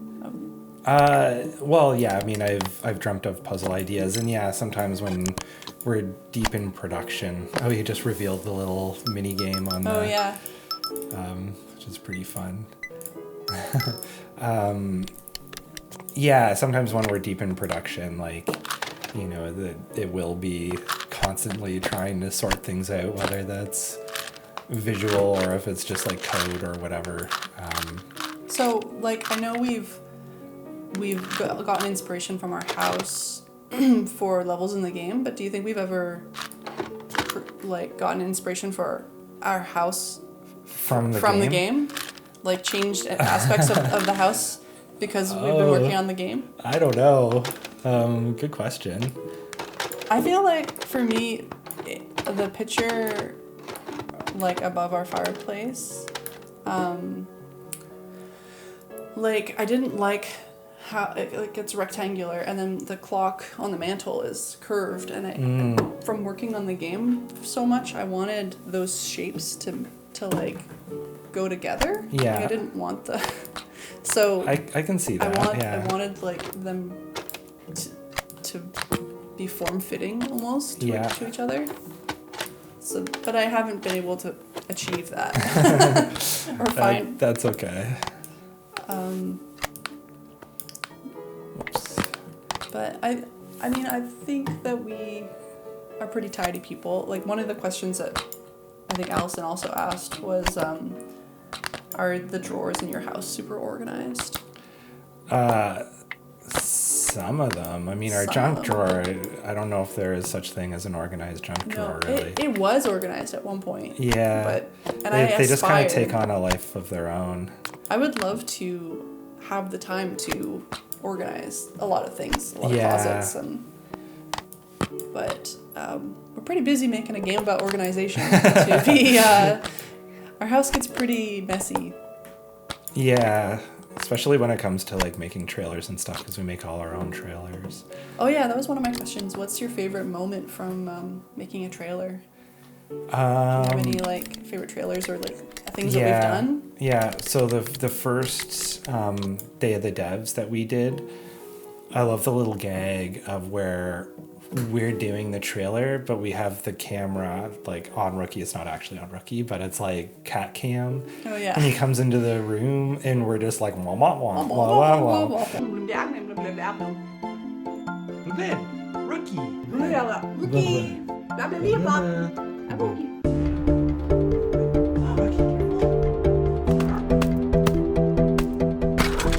Yeah, I thought that was really fun. I have another one too. Okay. Oh, I've got one. Okay. I liked we did like a Halloween themed one. The gag was that like there's nothing scarier than like a mess basically, and which isn't true, but it's a funny idea. And we took the cupboard that we have. Actually, we just took the doors off of the cupboard and we put them on a frame on the ceiling, and then we filled it with Tupperware, and then we filmed the Tupperware like spilling out. So, and then we made it appear as though it were like shooting out at you. Yeah. Like it was like a possessed. Like it was throwing up Tupperwares. The terror unfolds as a horrible mess lurks around every corner. A picture frame hangs askew. Papers are scattered about. And the plastic container lids that almost, but never quite fit. It's scary because it's real. To celebrate the spooky season, we're unleashing the Trick or Tidy holiday event. 5 new, frightfully untidy puzzles to give you the heebie-jeebies, where you'll sort, stack, and organize all sorts of totally regular, normal household items as we see here. So, whether you find it chill or bone-chilling, we hope you enjoy A Little to the Left this Halloween season. We always try to have fun with our trailers. We always try to have fun with everything we do in the game. Yeah, if you're not having fun, then what's the point? Yeah, and oftentimes we are just as much like discovering the puzzles as the players are. When we first start designing these, they kind of take on a life of their own. You got 2 mixed up there. 1, 2, 3, 4. Oops. So yeah, we're just we try to be really playful whenever we're designing the puzzles or doing trailers or whatever. So that keeps it fun for us. Yeah. This level's. Oh, what were you gonna say? Oh, I was gonna ask another question, but you. Well, I just really like this level, how once you complete certain sections, it opens up other compartments. Mm-hmm. And I also really love how there is a hidden cat face amongst these clocks. Oh yeah, we always put in these like little Easter eggs in here. It's just that clock is just off. Oops, thanks. Yeah, full of fun little Easter eggs. Mm-hmm. And owls show up throughout the game a lot. Here's more owl cameos. It is a game about observation, and they have very good eyesight. Also, I just want to point out how these are inspired by radiolaria, which are single-celled organisms, and they're like made big for this level. But I think that's a really cool idea to have within a jewelry box, that they're like these precious objects. I'm not sure if you wear them or if you just keep them. They're probably just like special collector's things. Yeah. Do you want another question? Yeah. What was the funnest level for you to design? It's hard. Oh hey, rookie. Let me look at them.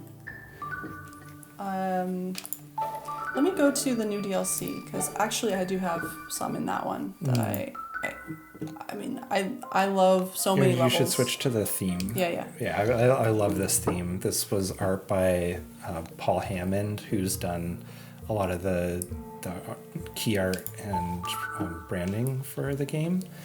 And I just love how like magical and out of the world it is. Oh, Rookie wants. Hey, Rookie. Okay. It's getting close to his dinner time. Oh my gosh.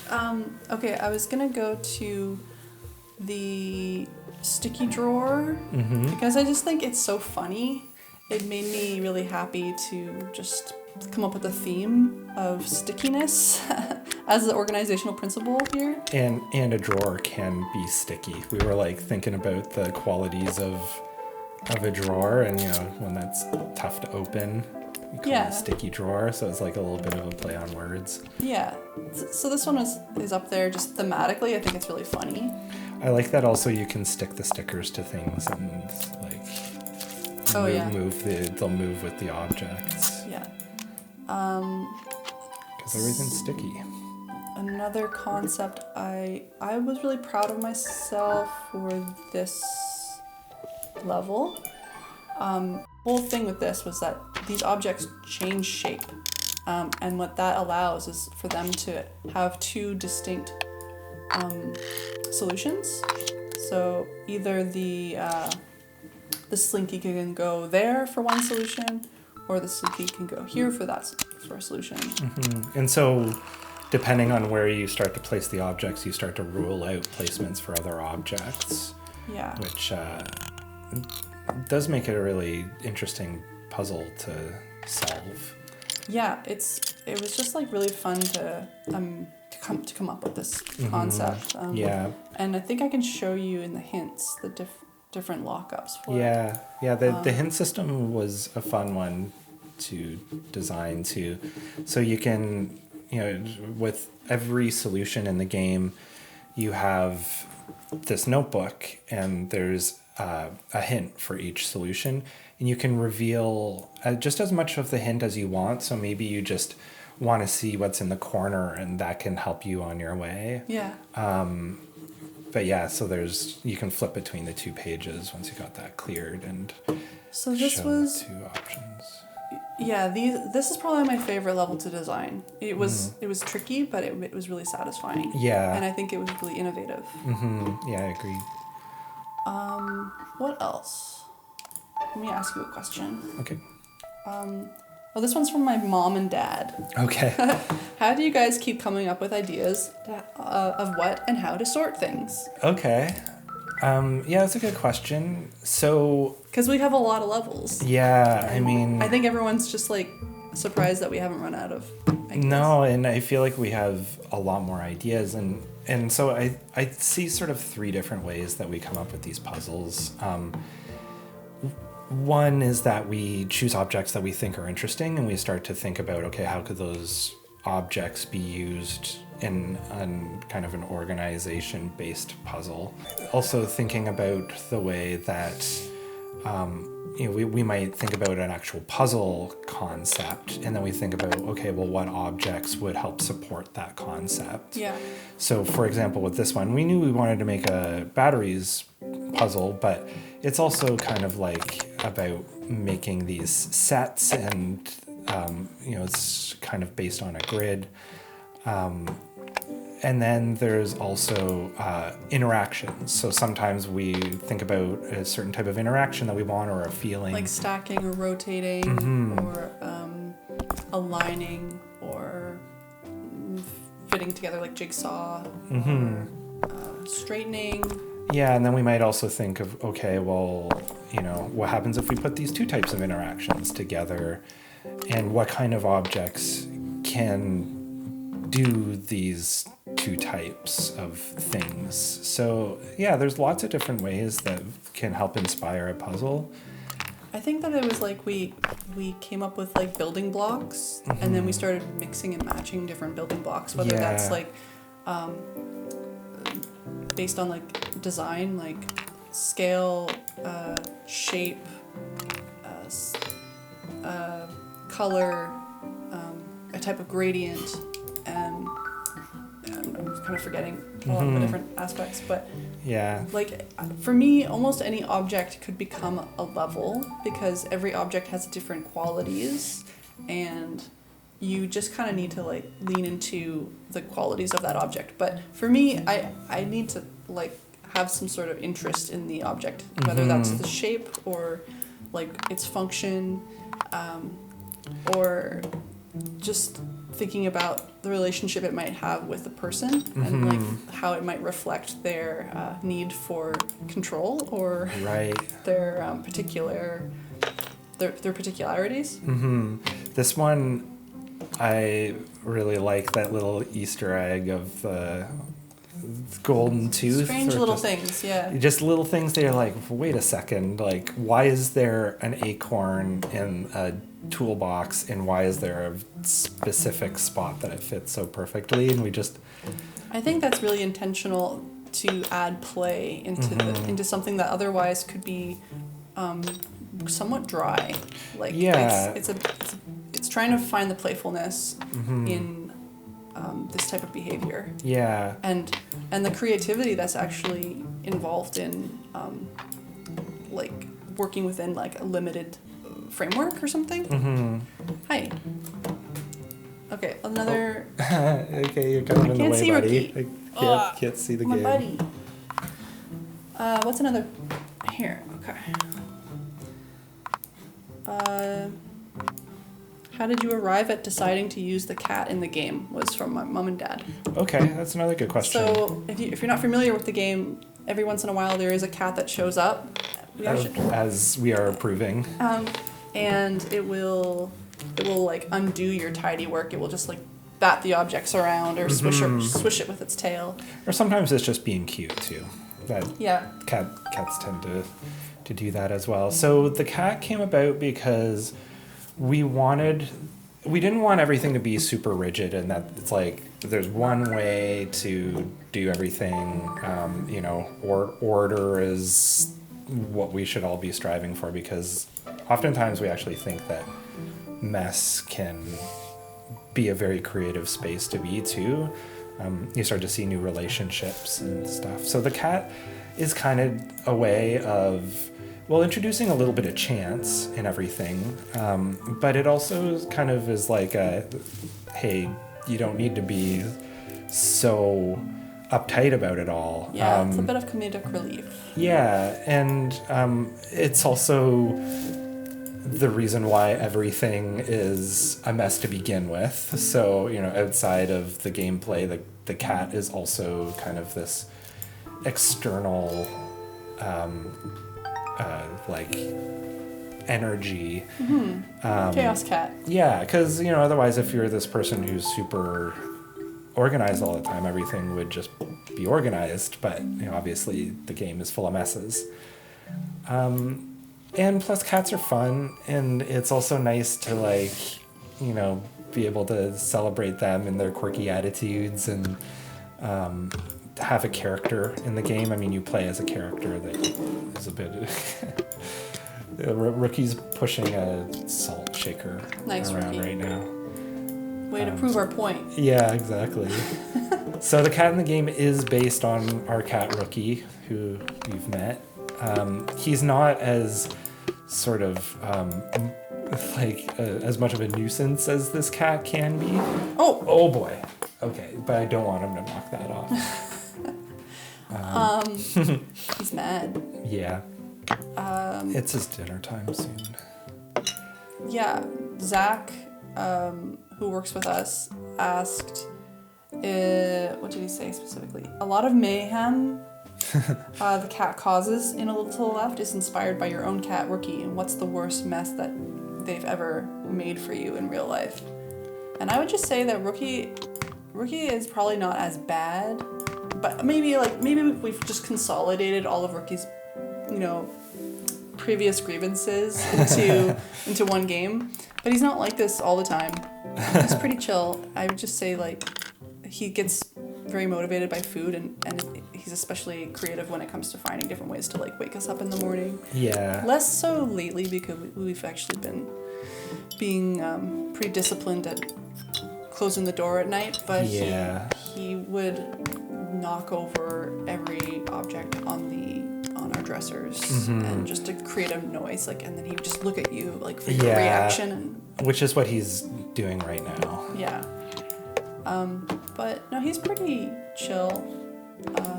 Especially as he's gotten older. He's eaten through his cat food bag and stuff, and he's knocked glasses off that have shattered. And when he wants your attention, he'll sit on your keyboard. And, there was that one trailer that we made where we had him walk across the keyboard, and we had to kind of train him with treats to do that, and then he just would always walk across Lucas's keyboard after that. He's still doing that. That was our fault. Yeah.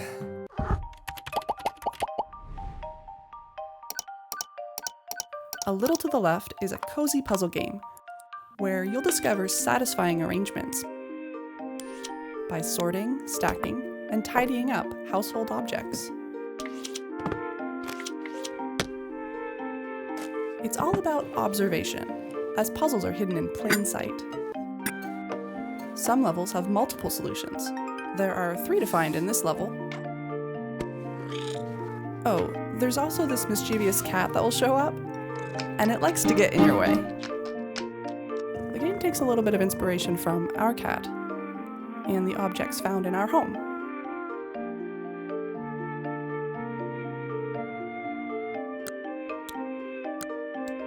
So, come spruce up the place in this tidy puzzler a little to the left.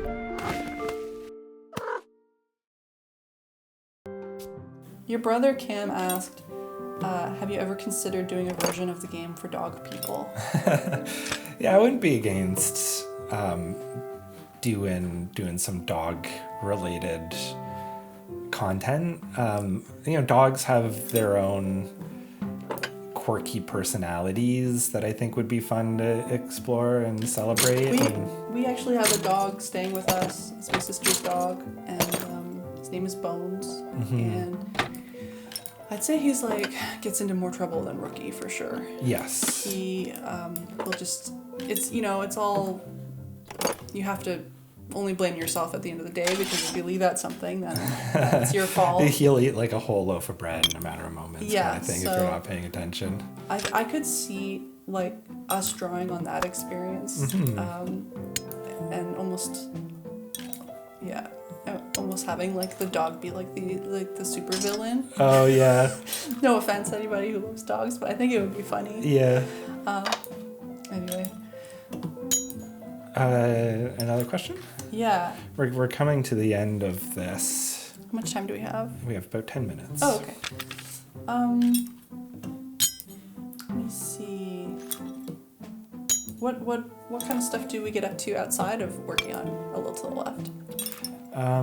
Yeah, I mean, it's fairly all-encompassing to make and maintain a video game, but before we were making A Little to the Left, so this is our first game, but we've always liked making things together. Yes. And can you think of any things that we've done together that stand out in your mind? Well, I always like making Halloween costumes. Yeah, me too. Yeah. We just made some recently. I was like a slug racer, so I had slugs on my feet, big ones. Yeah. But it was funny It was because really funny. I cut holes through an old pair of sneakers that I had. Put up a picture in this so you can see what I'm talking about. Anyway. I find this level very silly, where you're just polishing these coins. I like the solution where you have to polish a gradient. I like this one where you have to touch all of them to tarnish them. Yeah. Make them all dirty. So I can't remember if we've just explained this during this video, but let's talk about the stars. Yeah, so there's 3 stars in this level. Each star represents a solution to find. So they're not, ranking performance or anything. It means that there's a hidden design that is yet to be discovered. And so this one is funny because, there's another level for each of these. There we go, that looks You're good. making a gradient from shiny to dirty. So other things that we like to do outside of this is I like to make and play music. I like doing Lego, play video games. I mean, that was the reason why I was inspired to want to become a game dev in the first place, is I've always loved playing video games. What about you? I like to bike ride, and I like gardening, and I like pottery. Yeah. Yeah, I've been getting into learning about throwing on the wheel, and actually made these cool, A Little to the Left inspired vases that look like they're shattered. Oh yeah, you should go to that level, Okay. the broken vase level. Oh, I just wanted to show how the sound of these like farts. Yeah, the sound design has been really fun in this game. The objects have kind of real world sounds, which we found adds a lot of kind of physicality to these objects. They feel like they're in a space, and there's a lot of really fun kind of ASMR qualities to them. It's just really fun to attach the sound effects, and it makes it feel like that the objects are coming to life. Yeah. Okay. Yeah. And I've always loved sound design. Before we worked on this game together, you were making a lot of video and conceptual art and animation, and I would do the sound design for those, and that was kind of our first real media related collaborations. Yeah. Which I think led really naturally to us starting to make video games together. I've always been fascinated with interaction. Yeah. Yeah, that was. Yeah, it's always been my favorite thing, just to make things with you. Mm-hmm. I forgot how much I loved this level. It's so like, I don't know. There's just something about the types of objects in here, like the idea that there's going to be a big bulb of garlic in your first aid kit makes me happy. Yeah. Where is that other piece? Oh, it's here. Yeah, that goes there. Right. There's an order to that. Oh, my bad. I should be better at this. Oh yeah, that goes there.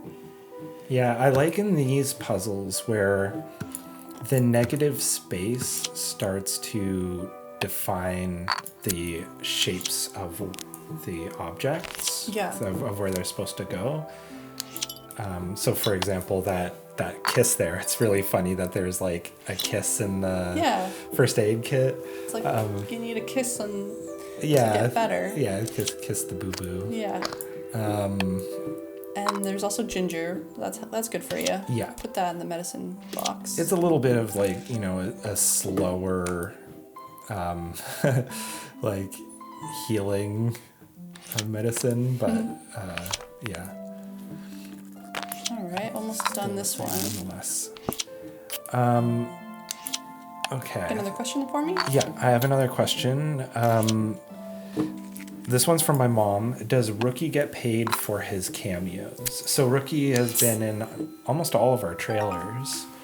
We make all our trailers ourselves, and Rookie, I'm sorry. It's really fun. But he gets paid in treats. Yes, he gets paid in true and love. And love. He always gets extra cuddles when he stars in one of our trailers, and he is definitely a star. He will, demand those treats. He will demand the love, but he gets them. Uh-oh. Here he Here he comes. Yeah, he's coming in. Yeah. Okay, let me see. Oh, let's see. What else should I ask you? What's the messiest our house has ever become? Well, that's a tough thing to describe. It has. I feel like it was the messiest making the Halloween costumes the other day. Maybe. I mean, some of our trailers have been very messy. Mm-hmm. I keep trying to place that guy there. I see this puzzle. There we go. This puzzle always kind of throws me for a loop. I have to reteach myself how it goes together each time. It's not easy for us to remember how all of these should be solved immediately. Which, actually, one of the questions was, if you were trapped on a deserted island and could only bring one a little to the left puzzle with you, which would it be? I actually feel like this one might be my choice because I feel like every time I come into this, it's like my first time seeing it. I know what to do, but... I'm not sure I would think maybe like soup cans, so I had food, or like first aid kits. I see. Yeah, you're thinking of them physically. You're not. How are you thinking of them? If you could only play one. Yeah, over and it's over like again? some sort of handheld device that it just has one a little to the left puzzle loaded on it or something. Oh yeah. No, that would be a good one. Yeah. I think it's. I don't know if we can choose a daily tidy because they're new every time, but I also really like some of the daily tidy puzzles. Oh yeah, we haven't shown the daily tidies. Oh, that's true. Yeah. Okay. So the daily tidy is a unique puzzle delivered to you each day. They're based on the puzzles from the main game. This one today is. This is actually based on a later puzzle in the game, but it's a symmetry puzzle. And these are maybe the only puzzle...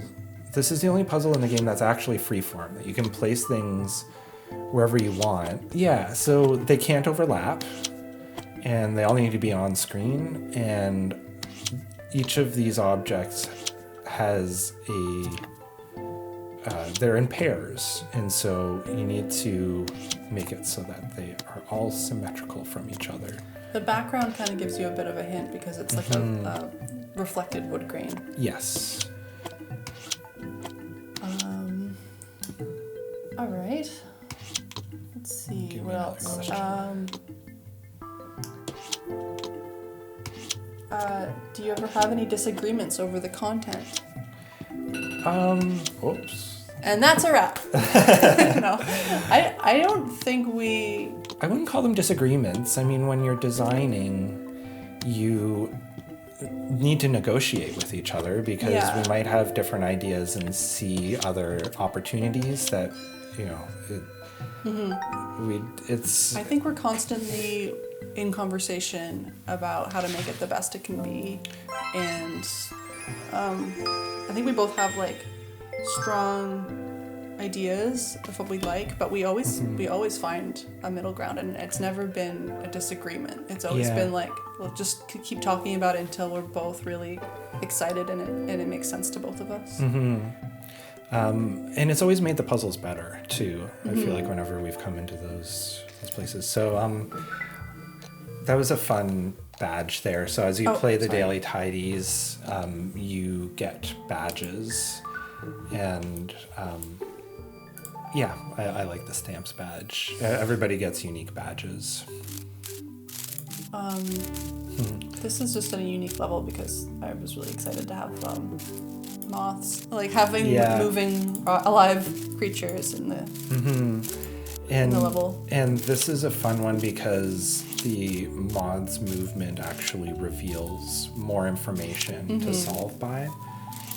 Yeah, so you can either solve this one by how many times they flap their wings and sequence them by that number, or if you open the when you pick them up, they lift their wings and you can see how many segments they have on their body.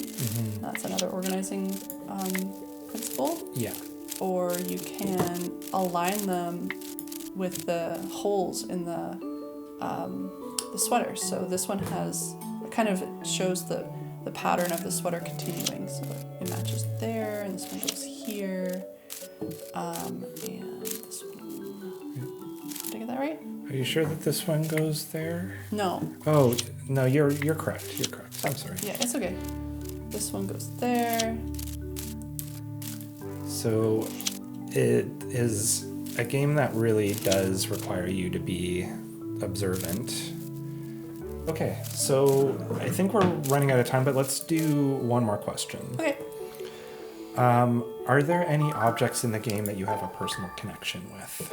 For sure. I mean, a lot of this stuff, everything's inspired by stuff that we have around. I feel like the most obvious one for me is in the main game, and it's the clock level. Oh yeah, it's in chapter 4, I believe. Yeah, there it is. Or chapter 5. The Earth Organizer is when things start to get a little bit more abstract in the game. This level was really fun to think about because I just love the idea that you could start controlling time. Like there's just like weird stuff.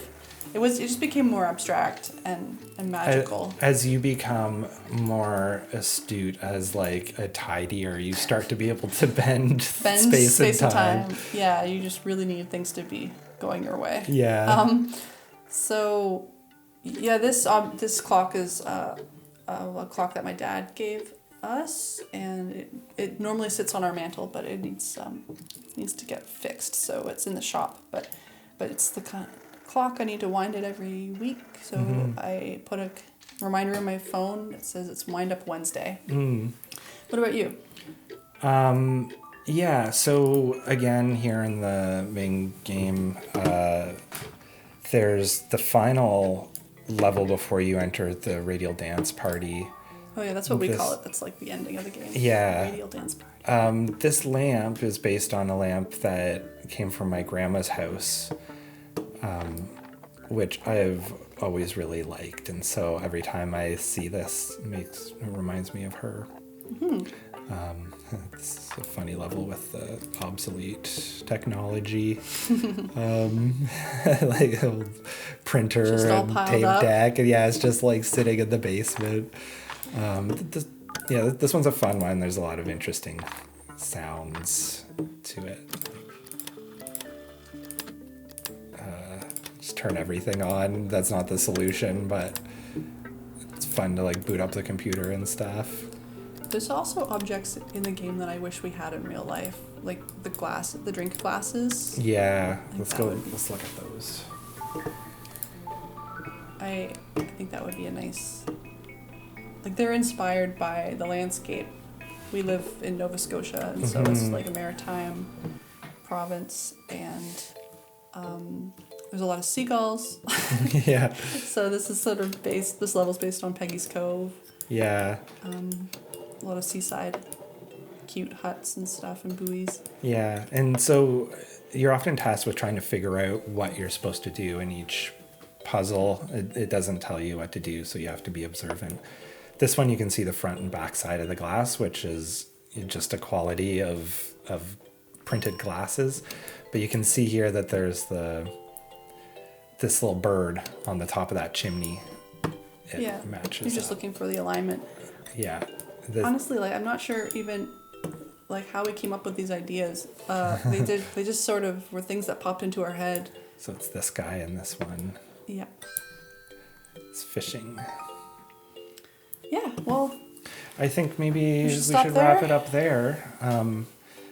This was really fun to be able to kind of go down memory lane a little bit. I feel like we could just talk for like hours and hours. Yeah. But we should probably stop at some point. Yep. And I think my favorite thing is just that people get to sort of retrace our steps in the enjoyment of coming up with these ideas. Like they get to laugh at the moments that we thought were funny and find joy in the little weird moments that we created sort of spontaneously. Yeah, and we didn't even look at the archive here, but there's a lot of really fun moments in here too.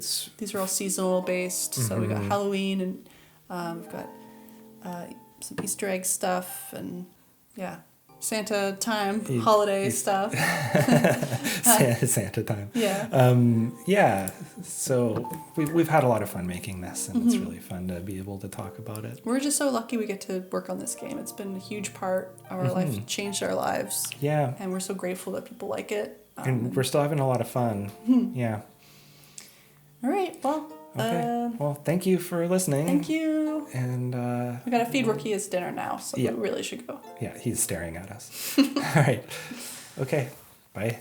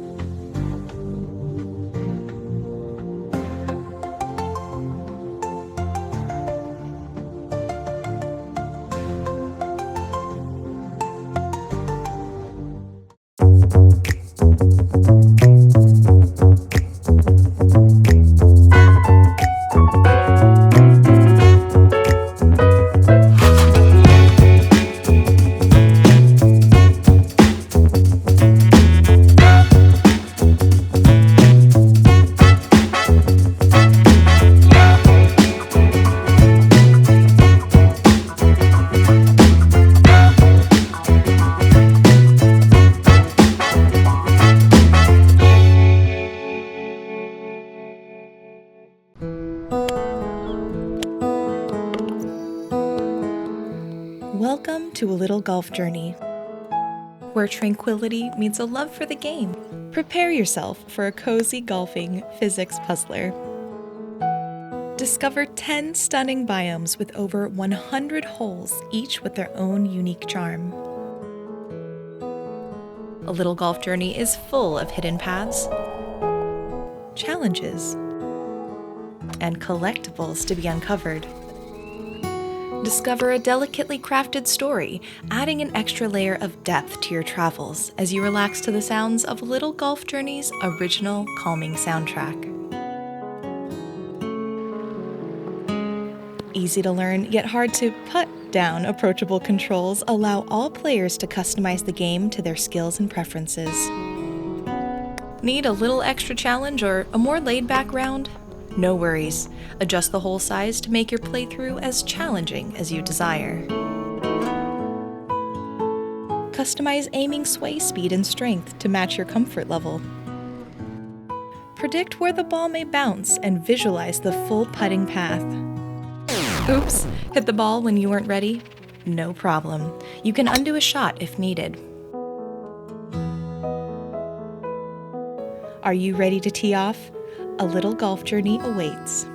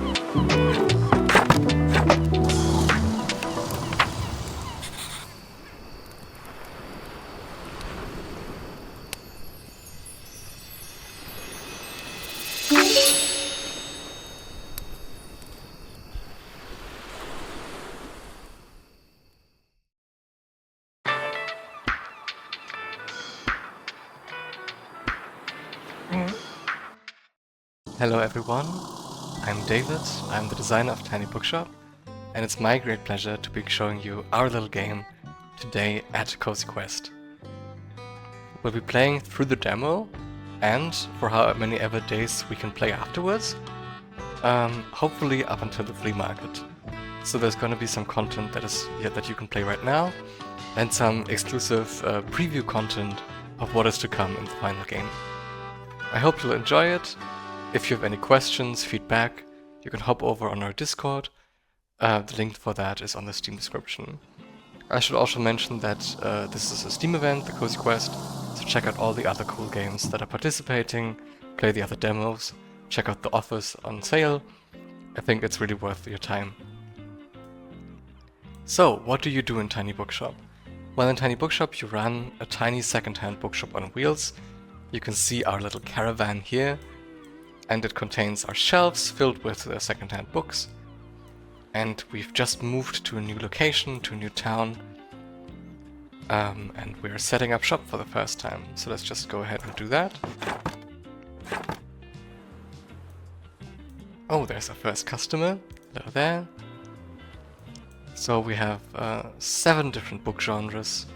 We have crime, drama, fact, fantasy, classic, kids, and travel. And it looks like we have a first customer coming in. Hello there. My, what a sight. You must be the new bookseller. I've heard so much about you. How? Oh, don't worry, I have my sources. Anyway, welcome to a quaint little town. I'm glad you've decided to stop by. I thought you might need someone to show you the ropes around here.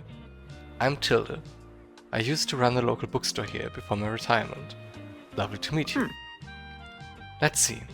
You should know that us Bookstonians have a very particular taste in books. I, for example, prefer to read classic and crime novels, and not much else. So why don't I have a look at your selection and see if I can find something worthwhile? So now she'll start browsing for books, and she just found a crime book, that's very nice. Now she'll look for her second taste, which is classics, but sadly she didn't find anything on her own. Once people don't find anything they want, they will leave, but sometimes they ask for help. So here we can offer her help and see what she was looking for. Hello dear, what have you got today? I love that whodunits are having a comeback. I'd like a fixture of literature, and also give me something with a good layer of dust. So a fixture of literature, whodunit with a good layer of dust. Let's see, it's gonna be a tough one to crack. So now we can look into the books that we have in our shop, and actually inspect each and every one of them. So let's look at this one here, the Fellowship of the Ring. As you can see, we have real-world books in the game, so if any of the titles or descriptions really speak to you, go to your second-hand library locally, or to the second-hand bookshop, and get it there. That would mean the world to me if my little game inspired, I don't know, real-world actions with books. That would be delightful. So, it looks like we don't really have a whodunit for Tilda, but we have Dracula. And I think Dracula, at least it's a classic, it has some of that mystery of a whodunit, and a good layer of dust, I think, is a given. Let's see. Nice. Oh wow, you can't go wrong with a classic like Dracula. Thanks for coming. Nice. So now she buys another book, and she'll keep on looking for more until she doesn't find something she was looking for. So that's sort of the search behavior of our customers. They'll keep looking for as long as they find something, and once they haven't found something they wanted, they'll stop looking. So another one is looking for help here. Ow, my back. I'm looking for possible holiday destinations. I'd like a fixture of literature. The Travels of Marco Polo is one of my all-time favorites. Yeah, that makes sense. Let's see if we've got something for that. Book of Tea. Ah, that does sound like it might hit the spot. Nice. So now she'll keep searching for more books she might like. Let's see. And we have another customer coming in. Hello there. Hi there. You're the bookseller, right? I see you already talked to Tilda. Did she know everything about you already? Ha! Yeah, she does that. Told me all about the review before I had even started my job there. Oh, I'm talking about the Bookshop review. It's the local paper. Yeah, I sort of write for them. My name's Fern Estrada. Glad to meet you. Your arrival is kind of the only interesting thing that's happened here in a while. So you'll have to excuse my nosiness, but it's sort of my job to write about you now. How about you help me out by answering a few of my questions, and I'll give you a free subscription in return. You might appreciate the events calendar, and people often sell used books in the classifieds. Right, so for the record, what made you come to Buxtonbury? I needed an escape. Oh wow, I kinda feel the same way. I hope it works out for you. Oh, okay, and what's your first impression of the town so far? It's friendly, I think? Don't worry, it really is. People might be a bit meddlesome, but they only have the best intentions. Thanks so much for the little interview, I really appreciate it. And I promise you'll have your first copy of the review by tomorrow morning. I'll have a look at your selection now, if you don't mind. See you around? Nice. That's the second person we've met. And he seems also to seek help with finding books. What's the latest headline? I'm going on a trip soon, and I want something political. Alright, that's a tough one. Let's see. Yeah, if a book has this little Ex Libris Buxtonbury sticker attached to it, you can't actually find it in your local secondhand bookshop, because we've added it fictionally to the world of Buxtonbury. We've done that to sort of add more variety to the fact books and lifestyle books throughout the game, so we could add more fictional books and do some world building as well. I feel like Homage to Catalonia is a political travel book. I mean, can't really go there, but nice. I hope, yeah, it doesn't inspire too much travel. Thanks for coming. Hello there. Yeah, the characters in that we talk to also have effects while they're in the shop. So while Fern is in the shop, they add plus 5% to the fact book sale chance. Yeah, sale chance. You can see it right here when you hover over the books. It depends. It's sort of the likelihood that if people are browsing for books, they find the book they were looking for. So right now it would be pretty tough to find a crime book because you only have one, and it's only so likely that the one we have is to your liking if you just come in. Whereas for travel books, we have a 35% chance. That's about, if you have a 6-sided die, a 5 or a 6. So it's not too likely either, but then again, we're just starting out and figuring things out as we go. So there's lots of room to grow. Then in the evening, we can close up shop and go back home. But before we do that, let's look around the location a tiny bit. Because we can explore the locations as well during the day. This first day was really busy, so we didn't really have time so far. But look, we found a little buoy here. Buoy, that we can equip to decorate our shop with. And there's a seagull here. Hello, hello.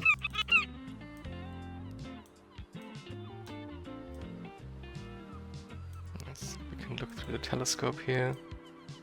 Looks like there's a lighthouse in the distance. I wonder if that is a location later on in the game. But for now, let's close up shop and head home. Nice, as per promise, we now get the first Bookstone review with a little article about ourselves and a weather forecast that's going to be useful, and an events forecast. And you can see the bi-weekly flea market here. It would be lovely if we could reach it during the stream, because we're hinting at it throughout the demo and it might be nice to show it finally. So, on the other side of the newspaper, there's the little classifieds. It's sort of a local offering of the people. Here you can buy secondhand book boxes and used items. So for now, let's get the moving away sale crate here. Nice, a good spread of books. Oh, and another free one, of course. You always have to get the free ones. And this is sort of the way you can replenish your book stock. So there's more broad collections like these, and then there's more specific collections like the Agatha Christie collection. That's gonna be mostly crime books, I think. So if we're in need of crime books, we can also get this, and hopefully it's gonna be a lot of crime books or used math books. Sounds like it might be a lot of fact books. Oh, and there's a free cactus. A bit prickly, but has a heart of gold. Nice. So now we really have something to decorate our shop with. So let's head over there now and customize it a little bit. So in the beginning, the game gives you some more items here. A little pop-up for that. Yeah, and with that, we can decorate the shop. As you hover over these items, you also see that they have a little effect that they add, despite being just aesthetically pleasing. So this table here, it's expensive to carry it around, so it'll increase your daily expenses like fuel, labor time, and such a little bit. Whereas this cactus, it causes some drama apparently, so there's a plus 2% sale chance increase from this cactus. This book sign here helps people know that this is actually a bookshop, so we can equip that. And we have the guest book here, so people can leave notes for other customers. And we have the buoy we found yesterday. This one I like to put inside, just to annoy our artist a little bit, so it looks like people bump their head against it. Yeah, and you can see we have a bookshelf here. We can also move that around. There's 3 slots for bookshelves in our bookshop here. So there's going to be some nice trade-offs to be had later in the game. But as you can see, we can sort of make this bookshop our own, and we can start creating builds, right? Like we can focus on making this a drama mobile, or maybe later a crime wagon. For now, let's also paint it a little bit. So I'm feeling very fall-y still. Like I want that autumn vibe, those golden reds. So let's, yeah, I'll do this. Maybe we can make the roof a little bit darker, so it really fits in with the fall aesthetic. We can also paint some items, like the table or the cactus here. I'll give the cactus a nice little dash of red, I think. And the cabinet inside, the shelf, I'm going to make in the same color as the bookshop itself. Nice. Alright, and with that we can return to the map. And now we can look around Bookstone a little bit.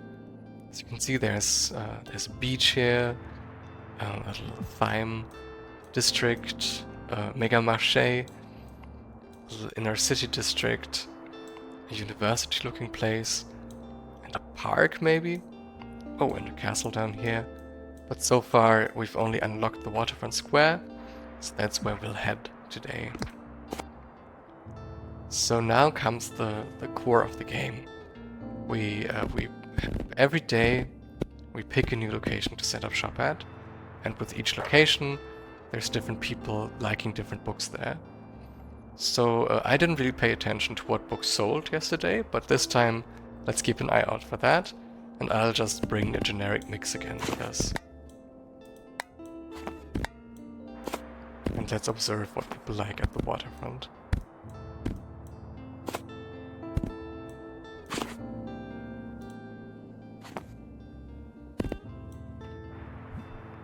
With that, let's go. Waterfront Square, Tuesday, summer 2nd. Alright, then we drive in. It's time to open the shop again. And yeah, now we can sort of lean back and watch the customers trickle in. When we were initially pitching the game, we sort of recommended people to grab a cup of tea with the game or a book, and just, yeah, so we can invite you to relax and unwind a little bit here. Of course, later in the game, there's some things you can still do here to like min-max if you want to, but it was really important to me that you can always also just unwind and lean back and sort of treat this as a little sequence here. Hello? Hello? Need a quick read? Yeah, I'll help you. Just stopping by real quick. I need some inspiration for the kitchen. Nothing too highbrow though. Okay. Yeah, we have an internal joke that's like everyone wants a cookbook, but there's only one cookbook in Tiny Bookshop. So let's see if we can find one cookbook in Tiny Bookshop. Of course we'll update that later and add more cookbooks. But for the demo, that's sort of the spread we have. I'm afraid we don't have a cookbook for this person.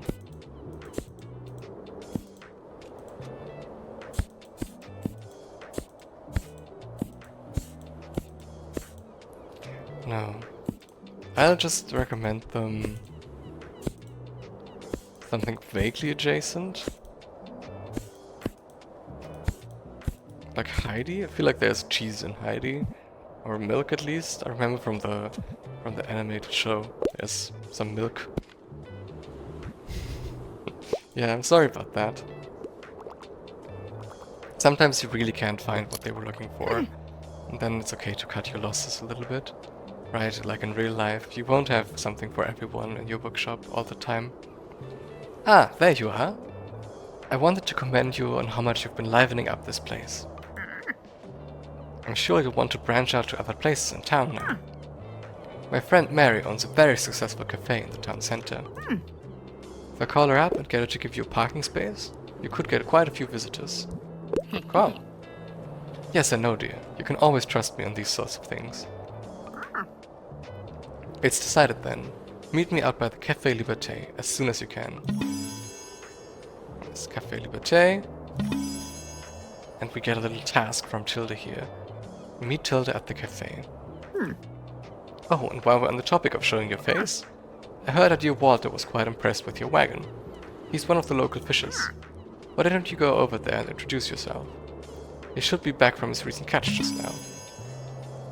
Okay, and we get a second task from Tilda. Ahoy mate, introduce yourself to Walt the sailor. You might want to write this down, love. Having an organized diary will come in handy in your business. You know what? I still have quite a few unsold journals left over from my old shop. So here, why don't you take this one? So we get a little journal from Tilda here. There you go. I hope you make good use of it. Goodbye. Alright.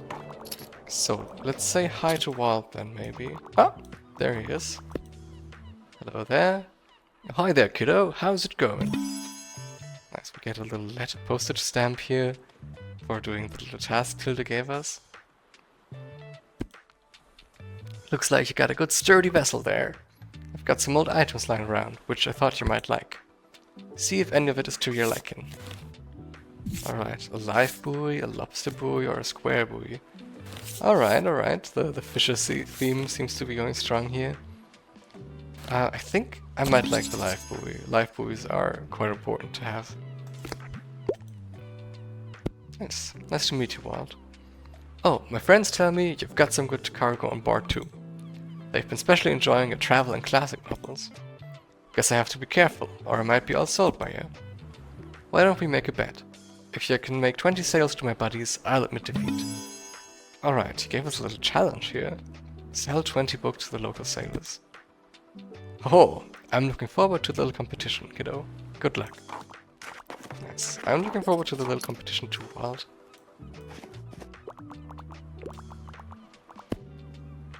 Oh hey, what are you doing here? A weather correspondent at the paper said that today will be the hottest day of the year. So I assumed you'd be at the beach like everyone else. Oh. I'm sorry. I already forgot that you're new. You just seem to fit in so easily. So sorry. Here, I'll show you how to get to the far beach, in case you want to drop by there soon. Nice. Okay, so Fern gave us the beach location as well, and we can visit it 3 times as a little challenge. I'm not really a beach person myself, but I'm sure the crowd there will need some of my reading material. Nice, okay. And let's look at what's selling so far today. Someone is buying a lot of classic and travel books. Someone needs our help. Fern again. Hello, I'm here on research. I want to read something really dystopic. I want something political. I really enjoyed Snow Crash. Okay, so like a dystopic sci-fi book maybe? I feel like I saw Dune, and Dune fits the bill, I think. Let's see. Nice, there you go, Fern. Glad you like it. Bye bye.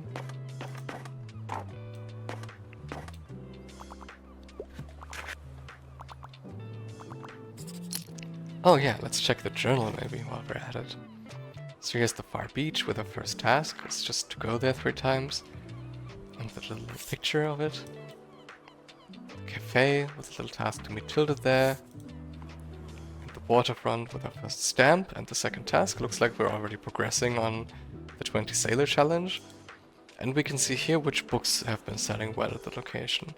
So far it looks like travel and classics are the top 2 sellers, and fantasy and crime also seem to be going decently well.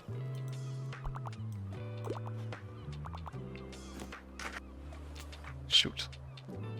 Yeah, so the sale chance was about 30%, so yeah, it's 5 or 6 on the 6-sided die, so it's not super likely, but we'll be able to optimize for that later on by getting more books and bringing more fact books, travel books and classic books for the people here. Yeah, and with that our second day in Bookshop comes to an end, and now we're confronted with a lot of choice. So first, let's get the cheap used books. I think that's always a good idea. And then we got a new item. Let's check it out. The live buoy. Yeah, I'm gonna put that right here at the entryway in case someone needs it. And then we can decide whether or not we want to go to the cafe, Far Beach, or the waterfront square again. Today it's sunny, so I'd say let's go to the beach. We have no idea what people at the beach like, but we can sort of imagine what we think people would like there. So my guess would be that people like crime books at the beach, some fantasy, some kids books, maybe some travel? I don't think people will like travel at the beach. They're already on vacation, so why would they, or like they're already relaxing in a way, right? Why would they crave travel books there? I also don't think fact will get much use there. But yeah, so maybe we can put it like that. Alright, and off we go.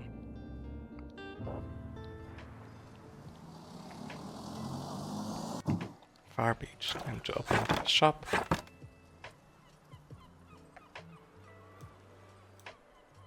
Hello there. Today it's sunny and we have the afternoon at the seaside quest going on. Harper, how are you? Excuse me, could I get a book, please? Hi, can I get a book? Please don't give me one of your hidden gems, but I don't care for fiction. I can't get enough of Le Corbusier. Good thing we brought those 2 fact books here. Heinemann Mathematics and Mesopotamian Buildings. I think Mesopotamian Buildings is gonna be the right one for them. Yippee, I must be the only one with that book. Thanks for coming. Yep, Mesopotamian Buildings is exactly what I was looking for. Thanks for letting me read here. My name is Harper, by the way. I'm gonna be back soon, okay? Bye! Bye, Harper. Nice to meet you. Yeah, but let's take in that beach here. Isn't that very pretty with the little swirl? It reminds me so much of summer vacations that it's almost painful now in fall, right? It's grim and gloomy outside, but at least we have this here. Oh, speaking of grim and gloomy, a skull. Pretty sure it's made of plastic. Plus 4% to crime sale chance, minus 2% to kit sale chance. So this also hints at that some items have a trade-off, right? Like sometimes when you decorate more for one particular taste, other tastes might be negatively impacted. So the skull is part of a good crime build, but maybe to the detriment of kits.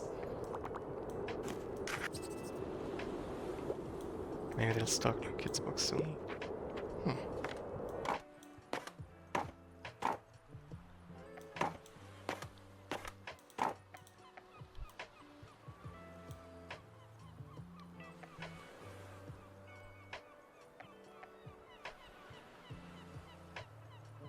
Hello. Hello there. Alright, so far people really liked kids and fantasy at the beach.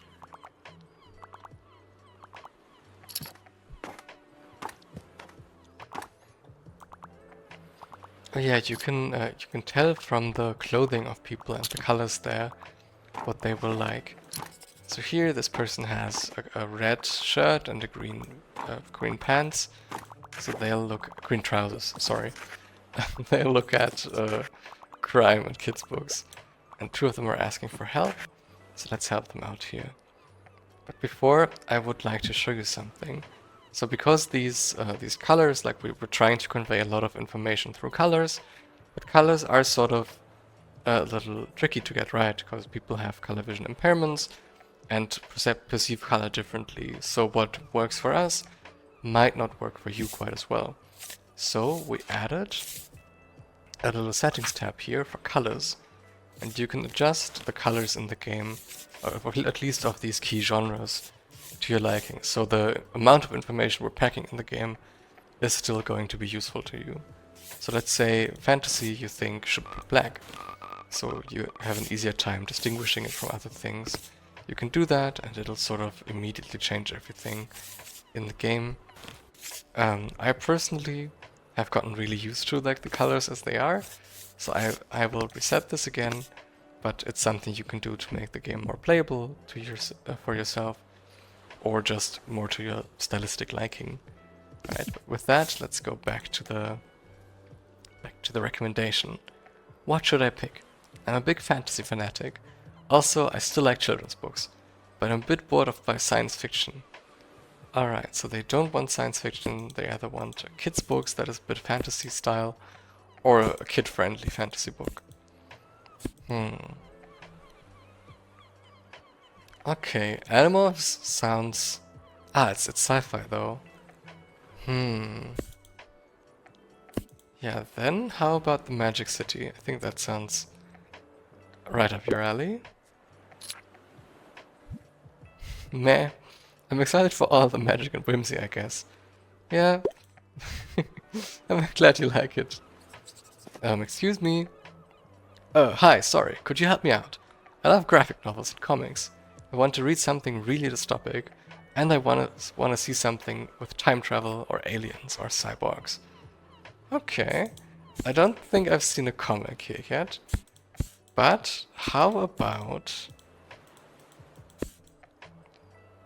Dark matter. Yeah, I'm sorry, we didn't have any graphic novels. Yeah, as I said, sometimes, I mean, the reason people ask is because they can't find anything on their own anymore, usually. And so they've already looked for their primary taste, so these will always be a little tricky to get right, but sometimes more so than other times. Goodbye, sir. Toodles. Nice. Alright, with that, our day at the beach has come to an end, and it looks like fact, fantasy, and kids have sold well. I'm a bit surprised that we didn't have more crime customers, but yeah, I guess it's mostly kids looking for books at the beach right now.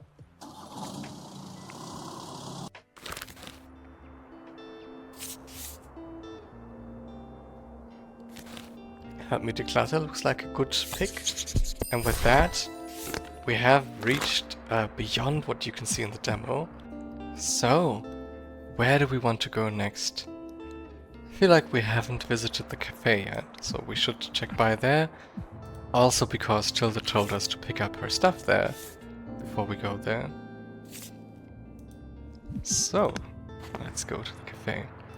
Again, it's kind of tricky to predict what people will like there.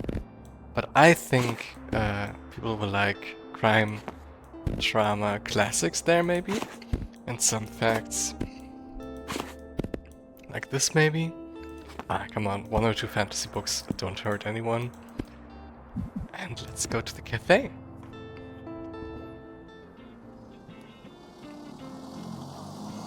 That is just so pretty. I think still I'm developing the game, right? But still every time I see this, my heart just makes a little jump.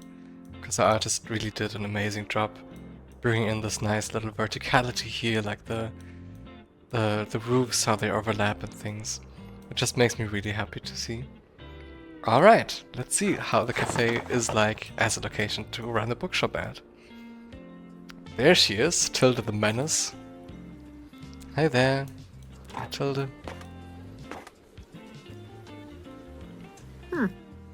There you are.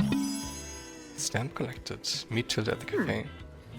It seems like Mariam has her hands full with the cafe again, but I'm sure she'll drop by later. Now, I have something you might help me with. I've been cleaning up my old shop for months now, selling the small pieces on the flea market. This Saturday, I'm trying to move the more bulky items to the market. Help an old bookseller out, will you? They'd fit well into that little wagon of yours. Just pick them up and bring them with you to the market on Saturday. I owe you, and I'll make sure there will be loads and loads of customers in it for you. Alright, pick up all 5 of Tilda's items at the cafe.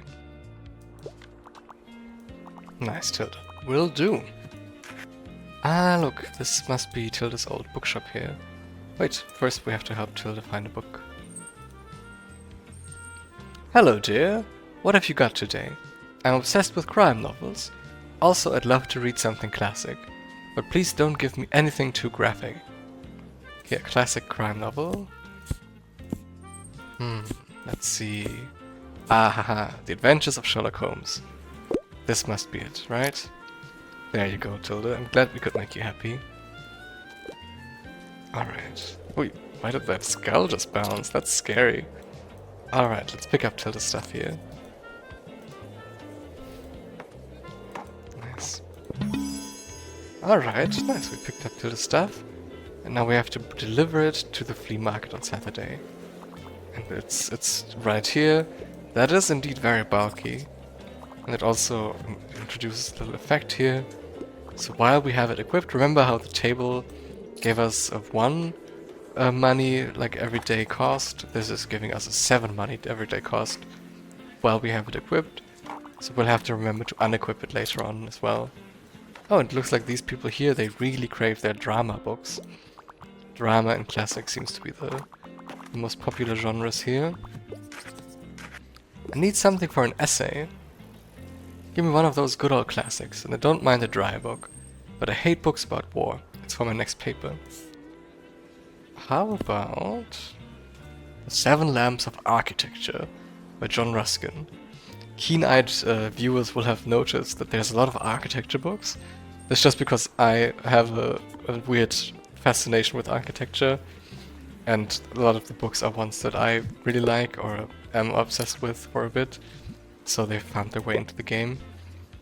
So, sorry, that's my bias, but we'll add more books as well. Give me a hand here, please. I finally have time to read. Give me some theatrics, some emotions, some melodrama. Give me one of those good old classics, and I want something with a lot of pages. Alright, so a thick book with lots of feelings. Let's see. These are all very short. How about On Beauty? I mean, that's not super thick, but it sounds very nice. Yeah. Let's try this one. Nice, I'm already invested in the melodrama. Thanks for coming. Yeah, so crime is pretty straightforward. Fact, fantasy, classic are pretty straightforward.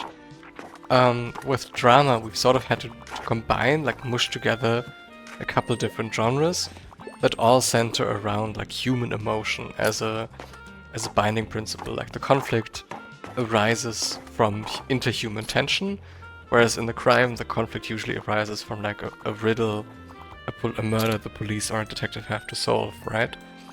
So with drama, we've combined plays, romance novels, tragedies, and just the general novel into one. So many things ended up in drama. It's more of a TV category, admittedly, but I think it works nicely to anticipate your customers' needs in that way.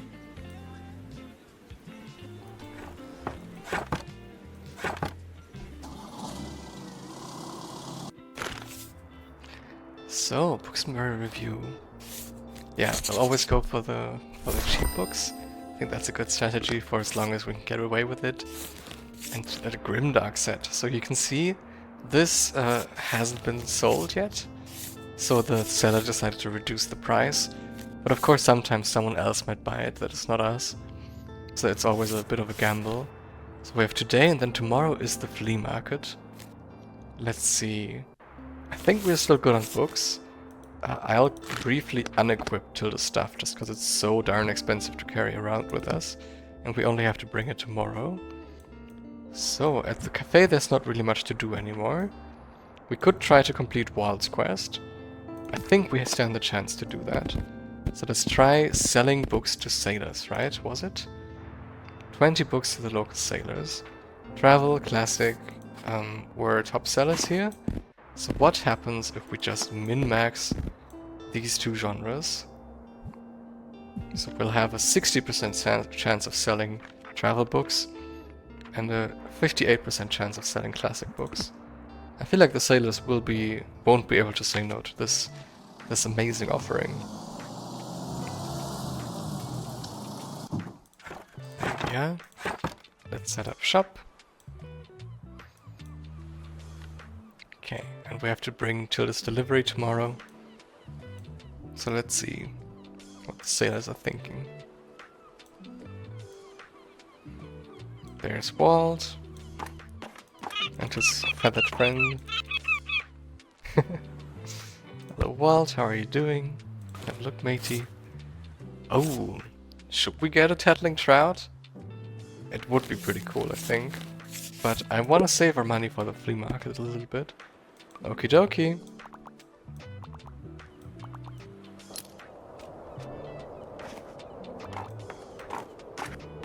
Ah, they're looking for fact books too. Oh, but those are joggers, not sailors, I think. So I think we're fine with them missing out a little bit. I want to flex those reading muscles. I don't care for fiction, and it has to be interesting. However, I need some inspiration for my life. So like a lifestyle non-fiction book. How about Italian villas and their gardens? Okay. Italian villas and their gardens is inspiring. Thanks for coming.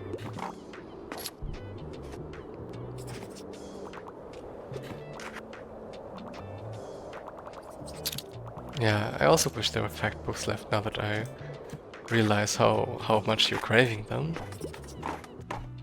I guess we didn't make the correct observation before. Okay, I need your help, youngin. That's Tilda. So, dear, anything I haven't read yet. Classics are my absolute favorite and give me a real thrilling page-turner. I really enjoyed The Murder of Roger Ackroyd. Alright, let's see. Damn, I mean, Henry V is a page-turner. Yeah, let's go with Henry V. I've been meaning to read Henry V, at least. Thanks for coming!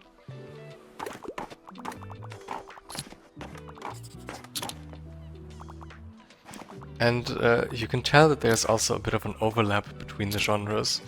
So, the same book might be a crime book and a classic book in the shelf, like a good Agatha Christie or like a staple of crime fiction might have ended up becoming part of the literary canon. So, classic is sort of a very versatile genre, if people are okay with some dusty books. Hey there! Oh wow, look at that fantasy selection. I'll just pick out a new book if that's okay. Yeah, enjoy the rest of your day. And let's hope the nice weather holds up until Saturday. Everyone is counting on for the flea market. Will it? Let's check the bookstore review here. Ah, shoot. It's gonna rain tomorrow of all days. That's alright. Flea markets with rain are still pleasant. 2 more books to sell, and we'll have Walt's challenge completed. Oh wow, my back. I'd like a fixture of literature. Give me something with a good layer of dust. And also I want something with a lot of pages. 44 pages. That's very thick pages now that I look at it. Don Quixote. It's a fixture of literature. It has a lot of pages apparently. Is it... Yeah, good. Perfect. You can't go wrong with a classic like Don Quixote. Thanks for coming. Alright, let's see. I mean, so far this has been our most successful day in terms of revenue. And also we've completed Walt's task. So let's head over and tell him we've done it. Oh no! Well, I guess we have to tell him tomorrow. But tomorrow we're going to the flea market. Let's just imagine we've told him. And we'll fix the bug later. Nice.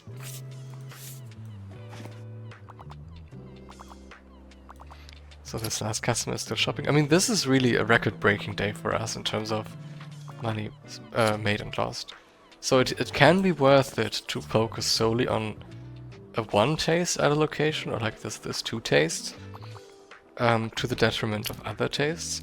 Especially early on in the game, when we have so few shelf space that it's kind of tough to cater to everyone. But I think we've gone a little too extreme. Like, we could have brought at least 1 fact book, 1 crime book, and 1 drama book maybe even. But yeah, I think this was a very successful day. We've been going through Walt's challenge faster than he would have imagined, I think. And with that, we are ready for the flea market. Nice. We're getting this little pop-up, and it's over here. Sadly, the weather isn't holding up quite as nicely as I would have liked. And let's not forget to equip Tilda's stuff, otherwise she'll be quite mad at us, I think. So, let's go to the flea market. For the flea market, it's kind of tough to anticipate what people will like, I think. Because I think they like a bit of everything. So I'll just do this vertical layering here. Maybe only 1 row of travel.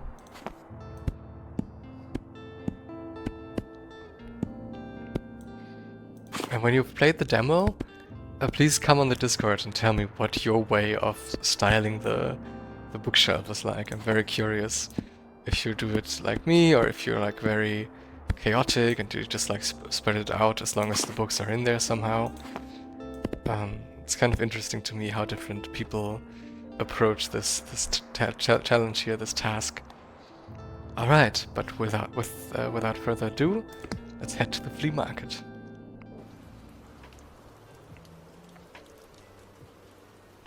There's this little clock tower here. Oh, oi, broken the clock tower. And if you've ever been to the town of Hay-on-Wye in Wales, this corner here might look familiar to you. Our artist drew a concept piece based on a little corner nook in Hay Y for our flea market location. Well, looks like we have a first customer coming in. Yeah, I'll happily read more Shakespeare. That's nice. Here's a little flower stand. Sadly, some of the stalls are still left empty. That's for further down in the game. I know the vinyl player is standing in the rain here. And someone is selling their paintings. That's cute. Ah, good to see that you found a little flea market. Oh my, thank you kindly for your help, dear. I can finally get rid of this clutter now. Nice. Stamp collected, delivery for children. I'll set up my stand over by the old cannon now. Come by if you want to have a look at what was in those boxes. It could even be useful for you. Wait, there's an old cannon? Nice. Ah shoot, we weren't in time for helping this person. Hello there, hello there, hello there, hello there. Hi, I'm glad you discovered a little flea market here. How do you like it? I'm on the lookout for a new tabletop game. Or old tabletop game, I guess? I found some gems here before, but you have to have some luck, I think. Anyways, well, it was good to see you. Bye! Bye, Fern. I don't know what to pick. I get to pick a book for my birthday. I want to read something really dystopic. I want to see some time travel or aliens or cyborgs. And I'm a big YA fan. Oh no, all the fantasy books have been bought. Ah, that's gonna be a tricky one. Heidi, The House with Clock on its Walls. Snowy Day. James, these are not dystopic, are they? Shoot. Maybe the most dystopic is this one? Black Magic and Ghosts? That sounds cool. It's way too scary. Oh no. I'm sorry, I didn't know you didn't like scary books. Sometimes it's a gamble. Excuse me. Hello, I'm here on research. I'm going on a trip soon and I need some political education. But I can't cope with something tragic right now. How about...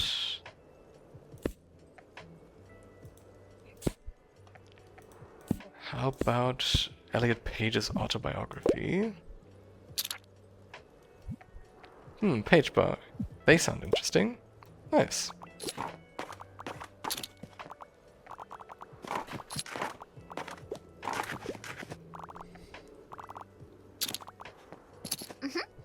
Did you know I'm a really good finder? I always find the best stuff around here. Last time I found some really rare trading cards.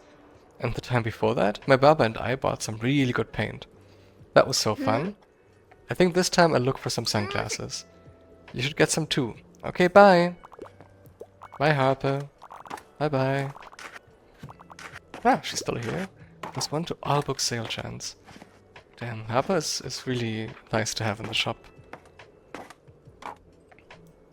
And with that, it looks like our flea market day of selling is slowly ending. Let's head over to Tilda here and see what she's selling. Now I assume what I had in the old shop might be of particular use to you, seeing as you're also in the book business. Why don't you have a look? Alright, we have a storage box, a stepladder and an armchair. I think additional books to bring would be really, really useful. An old book that snugly carries a few extra books. While equipped, +4 daily expenses. Alright, I think that's it. Thanks for stopping by, dear.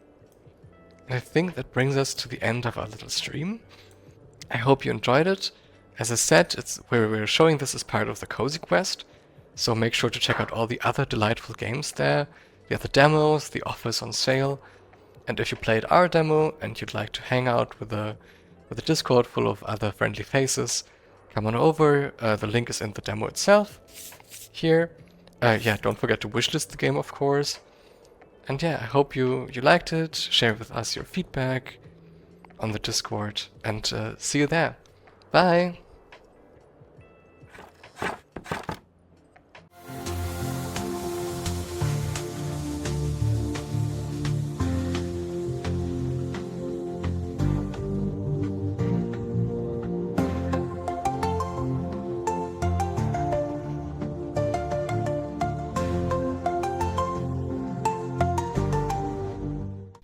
Hi and welcome back to our day here at Cozy Quest. I'm a new face to the programming today, so very quick intro. My name is Matthew. I'm the PR and Communications Director here at Secret Mode. I've worked on titles such as A Little to the Left and Lodonaut. I'm very excited today because I've got a very special guest here. Let me please introduce you to Joachim, who is the CEO of Framebreak over in Sweden. Joachim, hello. Hello. I'm the co-founder and CEO of Framebreak. We're a small little studio situated in Skövde. It's a tiny little city in the middle of Sweden, which is a very fun town to be in. It is a bit of a hotspot for game developers, despite being a fairly tiny town. And we have emerged from this ecosystem that exists here, which is because there is a university here with a game development education. So there's a ton of tiny studios like ours popping up around here, and a really fun ecosystem to be a part of. Thank you very much for joining us today on our self-care day here at Cozy Quest. We're here to talk about Framebreak's first game. That game is Lightyear Frontier. I'm just going to hop over so people watching can see it in the background as we talk. I'm going to hand over to you. Please, can you tell us a little bit about Lightyear Frontier, and in particular, what makes it a cozy game? Right. So Lightyear Frontier puts you on a distant planet sometime in the not too far future, where you are tasked with the task of making your own farm. But to do that, you have your very own mech, playing the role of basically all of your farm equipment. So you have this super powered way of making your farm by shooting seeds straight into the ground and spraying a water hose and doing all kinds of over-the-top ways to take care and expand your farm. And you also use this mech to explore the planet, to find new alien crops to bring home and grow and use for upgrades to your mech so you can venture further and get even more powerful. And the way it is cozy is that we're not really putting an emphasis on like combat or destroying things with your mech. It's about using your mech to create things and tending to your farm. And really what we want to do with this game is give you a farming power fantasy, essentially, and really letting you feel very comfortable in the seat of that mech. So I'm of an age where I hear the word mech in the gaming space, my head, I've got a Pavlovian reaction.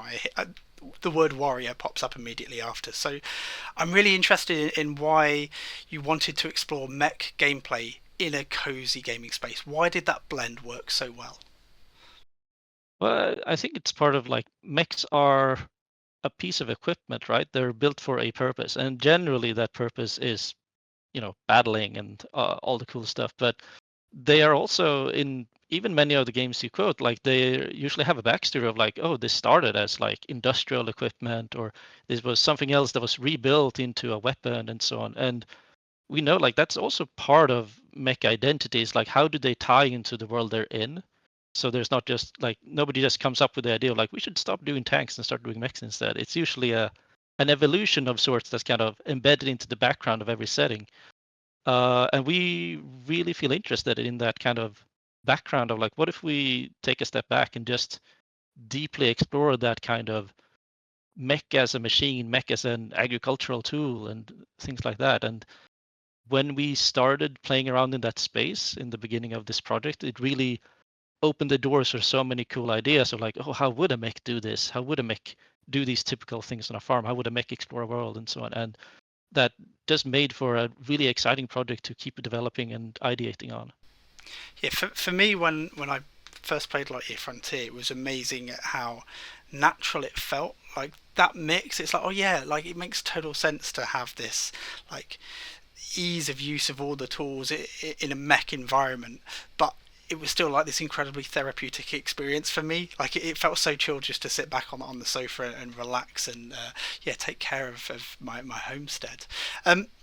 Were there any particular inspirations that you would point to, whether that's in gaming or beyond, that really were at the forefront of your mind when coming up or developing Lightyear Frontier? There's a bunch of different inspirations. I think like everyone who's worked on this project also brought kind of a little bit of their own like mech fantasies into it. But I think like if you ask me personally, I really like StarCraft. And if you know the SCV, the little worker guy, that just collects minerals all day in his mech suit. I feel like that was part of the inspiration for me of just thinking of like, how does that guy's day look like when he's not on the battlefield? He's just going back and forth to the command center collecting minerals all day and being very casual about everything. And I kind of that was like one of the sources for me to, or like one of the energies I wanted to bring into this project. And then another thing we looked at is a series of children's games that came out in I think like the 90s called Millimek or Gary Gear, I think was the English name. They were also released outside of Sweden, which was a mechanic that would kind of build cars or boats or different kind of vehicles out of scrap. And that was kind of how we wanted to approach the mech of like this kind of, like the old trusty car or like this labor of love that you kind of keep working on and improving with different parts. And that's part of what inspired like the mech part system in the game of like how you can kind of take parts off and on a little bit like that and mix and match. So those are kind of some of the different inspirations that cooked into this of like having this chill every day with your trusty vehicle that you keep improving upon and tweaking and upgrading. I think I've spoken to a lot of cozy game developers. It's a space I've been invested in for many years. I think that's the first time anyone has ever mentioned StarCraft as one of the inspirations. I love it. I love how this space just draws from the most unexpected areas, and it just works. And yeah, the idea of taking care of your mech almost like a car that you love, or maybe even a pet of sorts. Like right at the start of the game when you first find it and it's in a sorry state and you have to snap the bits together, that's really satisfying, like clunk as things go on. And the ability I found to just harvest things and then grab them and throw them at your mech to enter your inventory, incredibly enjoyable, and just removes like some of the frustrations I may have had in other games that do farming mechanics where it can be quite fiddly. I love what you've done just to simplify everything and make sure everything's really easy to get to grips with and to manage. You've been in early access since March, so first of all, how's it gone so far? What's been keeping you busy? What have players enjoyed since you've entered early access? And then what's to come in the future for Lightyear Frontier? A lot of questions at once. Let's see. I mean, early access has been keeping us busy. It's definitely, once it starts, it doesn't really stop. And that's something we noticed now that it's been going really well. It's been really fun to see all the reactions and like immediately all the feedback started coming in and giving us an idea of like, oh, we need to do this, and like start to learn to prioritize of like, there's a ton of like tiny quality of life things people would love, and we obviously want to get those in. And then there are these bigger things we want to work on, like the recent Neighbors and Animals update. And we're still trying to find that balance of like, how can we keep the ball rolling of like getting these small things out while working on big things? Because it's obviously we don't want the game to feel stagnant for too long if we wait too long and work on something too big. So how do we kind of start chopping things up and start delivering them more bite-sized to players while still feeling like significant additions? It's a little bit of a tricky balance, and we're still kind of fine-tuning it. We tried doing things a little bit quicker. We tried doing things a little bit slower and bigger. So we're still finding like exactly where that balance goes on like how big should our milestones be basically. But it's been fun. It was really, really nice to see the Neighbors and Animals update come out, because we knew like from day one when the game was released, people are like, oh, I want to keep animals on my farm too. There are these animals out in the world, but I want to have them. Like, oh, we want to have them too. So we're working really hard on getting that system in, and also people saying they were feeling a bit lonely on the planet, especially if they're playing single player. And that's also why we want to add the neighbors there. So you have this, you're not all alone. You can start helping them with their quests and what they need. They can start selling on your planet and make their own homes. So a lot of it is already like a very active dialogue with the players, keeping track of what are the things they want the most and how can we give them that in a timely manner. And just for anyone watching, the Neighbors and Animals B-roll is running behind us, so you can get a glimpse here of what we're talking about. So the cozy gaming space has really ballooned, I think, in recent years. You can trace cozy gaming back few decades. If you think about the likes of Harvest Moon and other titles, The Sims, I think it exists in this space. But yeah, it's really been a burgeoning scene in the last few years. Why do you think that is? Why have cozy games got such a grip on the industry now? Why are people flocking towards the wholesome genre?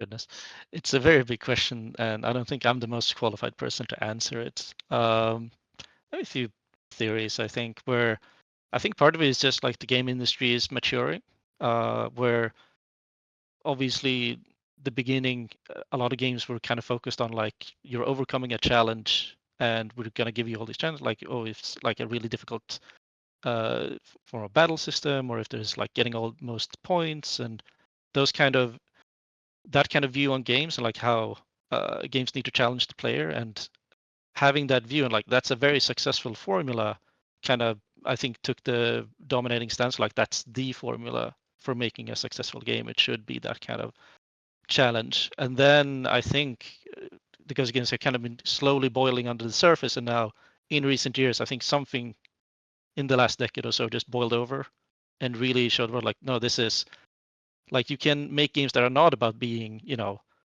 the big champion of the fighting tournament or something, and more about building something of your own and just adding to that in a kind of, you know, maybe repetitive but also serene way of doing it. Like best example is maybe Power Wash Simulator, of just like, yeah, it's something you've done in real life probably, and just wash a car or wash a space, but it feels really satisfying, and you can make an entire game out of that and just make all the bits feel so good. So I think something changed in the perception, and when those floodgates open, then obviously like there are more examples coming, more game developers can see like, oh, this is also a successful way to do games. We can get into that space, and I think we're just hitting critical mass now. So our time is almost up, sadly, for Cozy Quest today, but I want to finish with a couple of things. First of all, I'd love to understand what you're enjoying in the cozy space. What are your recommendations for people watching that they should go out and play beyond Lightyear Frontier, of course? I think for me, fishing games are just that's my main comfort. I have something of a tradition where like every summer I buy a new fishing game and play it way too quickly, just all the way through. I just when I sit down with a fishing game, I can't really stop until I have every fish there is to catch. So I really enjoyed Dave the Diver. That was my last summer, and then this year's summer was actually Dredge, which I think is kind of on the. Is it cozy when there's spooky stuff in the water? I don't know. I think that's a good one. I think you know what, I've talked previously on a cozy podcast about this weird crossover between cozy and wholesome games and actually horror. I think there's a space where in the Venn diagram a lot of people are attracted to the same things. I think it's definitely true that there are cozy elements within non-cozy games. You talk about fishing. I'm a big Yakuza fan, right? Yakuza is not a cozy game, but you've got elements within there which I think 100% would come under the category. I think there's space in certain games where yeah we could argue that that's cozy. Beacon Pines, I think that's got horror elements with cozy aesthetics, so I'm going to allow it. Yeah, I think like we're talking a lot in the studio as well about like where does the line between cozy and other genres go? It's very fuzzy, appropriately. Where, for example, like we think it's somewhere in like the opt-in part of it, of like when you're deciding I want to engage with this now on my terms. So, for example, when I was playing Dredge, I was doing most of my fishing by day because there's no spooky stuff in the day. And then when I was like feeling I've upgraded everything I got, and now I'm feeling ready, that's when I would head out at night and like progress the main quest to do something like that. So it's, I think there is coziness is broad, of like if you have this comfortable core of the game that you can just sit down and relax and do, then you can have these other things surrounding it that the player can engage with at their own choice. So to bring us to a close, I just want to ask you, people are going to finish watching us talk here. We've got the trailer running immediately afterwards, and then I would expect people will go and dive straight in, hopefully on PC. It's also on Xbox as part of Game Preview as well. Any recommendations for viewers experiencing the game for the first time? What would you point them towards doing when they jump in? I definitely think in the beginning we have these smoke plumes you can find off in the distance where your tools have fallen off. Definitely follow those smoke plumes, even though it is really tempting to like head out completely blind and go anywhere. But then we have some telemetry that tells us like some players missed the tutorial entirely and are like, what am I doing? Which is a bit unfortunate, and I would recommend you follow the plumes and just pick up the main tools you need, and then you can just start going nuts. And if you want to make a 15-acre farm, or if you want to just explore and say hello to every animal, that's your choice. Super. Thank you very much. Look, really appreciate you joining us today at Cozy Quest. I hope the rest of Early Access goes phenomenally well. I've enjoyed everything that I've played so far. I think it's an incredible game. It's a brilliant mix of genres, and it is undoubtedly a super wholesome game. Incredibly cozy. Thank you so much. We're going to break to the trailer now. We hope everyone enjoys it. All right. Thank you for having me. Peggy 7.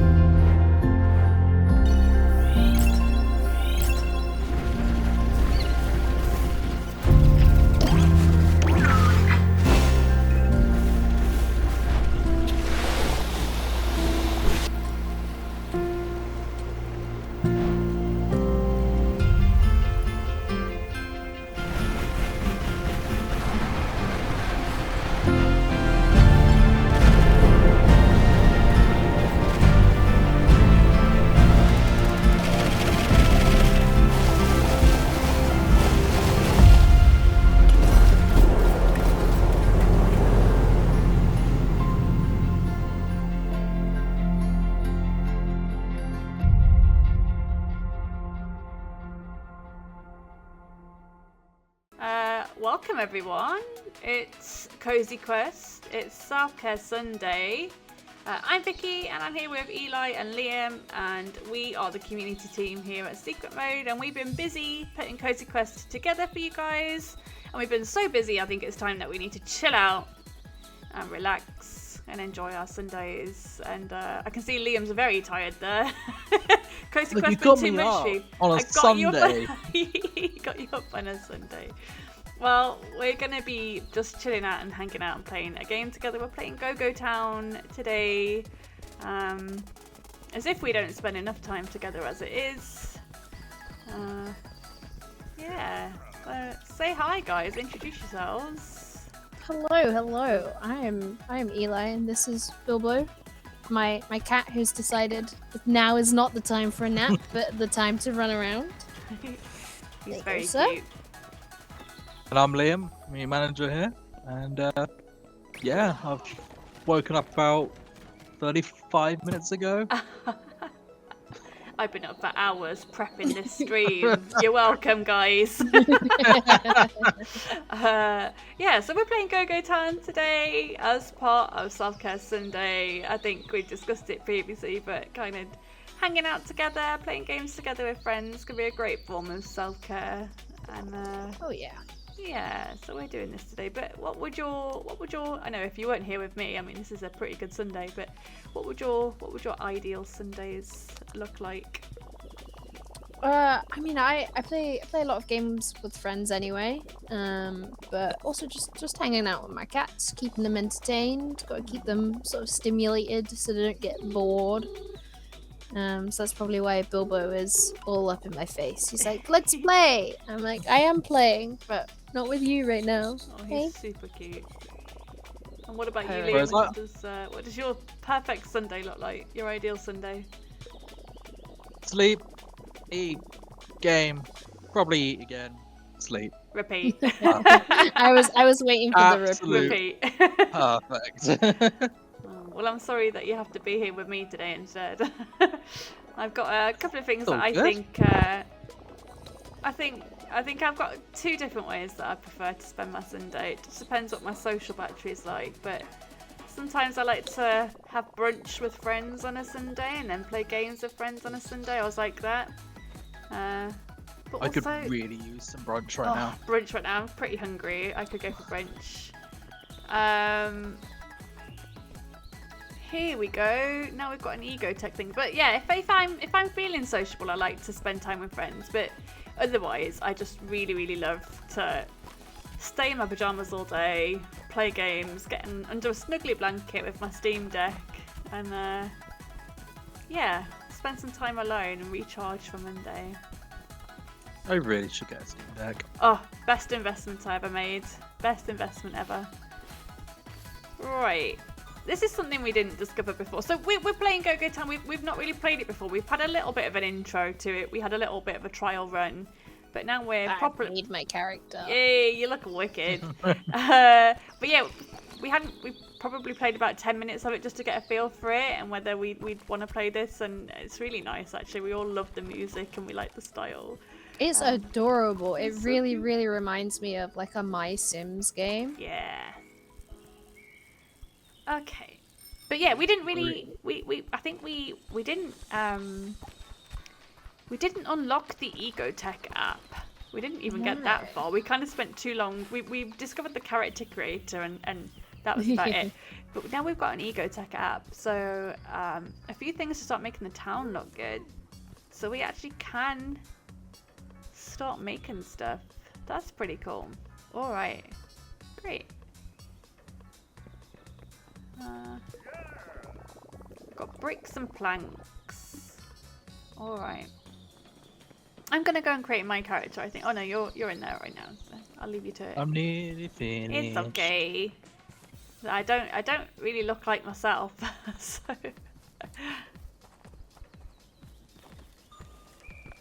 What have been your highlights of Cozy Quest so far? What have you enjoyed? Ooh, I mean, we've done a lot of filming for it, so Yeah. that's been a lot of fun. Yeah. I have to say, like, but there's just, I don't know, there's just so many games. It's hard to sort of pick out a handful and be like, oh yeah, these games, because like there's so many good things. We've got like in over Cozy Quest. 150 games in Cozy Quest. Wow, that's a lot. Crazy. That's There's a a lot lot. to choose from. Yeah. Is it a cop out to say everything? You like everything. Everything. It's been so good. It has been good. Just to see the variety of cozy games. Oh yeah. Yeah, and Cozy is no. different for everybody, right? It's just it's so good. Literally spent all of yesterday. I didn't even know where the time went. That's why I'm so tired today. I didn't sleep until like 3:30. Oh, my Oh wow. goodness. So yeah, it's just been incredible. Incredible to also hear from the devs as well. Oh, These yeah. amazing Oh, games. Like the amount of sort of dev playthroughs has been fantastic. They've been so good. I think it's really nice to see a dev playing their own game, because it's like it's all of the hard work that they've put in, and it's like it's kind of their baby, you know. So it's just, you can really see like the love and joy that the devs have for their products. Yeah, but I mean, it's nice to hear them talk about it. Like Annie and Lukas, for example, have shared a lot about like their favorite puzzles or how they came up with puzzles and things like that, and the experience that they wanted people to have when they play their game. And then Seeds of Calamity, like the dev Jenny talking about her solo journey, like that was really inspiring as well. I really loved that. There's been so many great playthroughs actually. The Tiny Bookshop one, I mean, so cozy. Yeah, it's been really nice. Really nice to look through it all, like while we've been editing it. Yeah. It's all come together really nice. Just And like you know what? the I was really proud of our showcase, like the way we kicked it off as well, like our showcase. We've never done anything like that before. It was really ambitious for us, and I think that Oh yeah, it was so good. It was a lot of fun to sort of have those like world exclusives, like the first like this is us. premiere. Yeah, I was gonna go with that, but then I was like, I won't. It's too on the nose. But you know, I'll do it for you. But yeah, all of the sort of exclusives and like the announcements. It was really fun to be able to do that, and like all of the devs who have sort of entrusted us with that it's just been really nice. Yeah. I did that.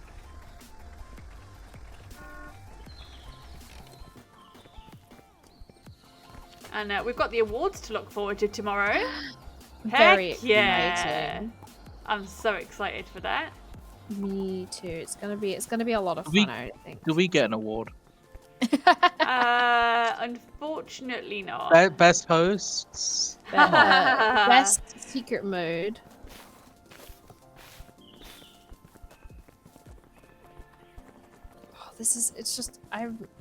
I'm really enjoying this game. I'm enjoying making my character. I've gone for like a really smart looking vampire with space buns. Like so cute.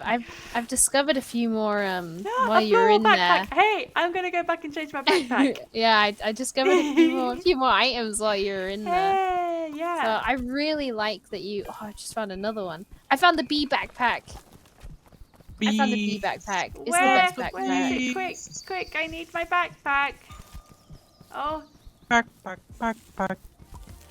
Where is it? Alright, it's in the hangar, and then it's the bottom one. Oh, thank goodness. Oh, yes. That is It's so the- cute. What's this one? Oh, it's got flowers. It matches my outfit. I'm going with that.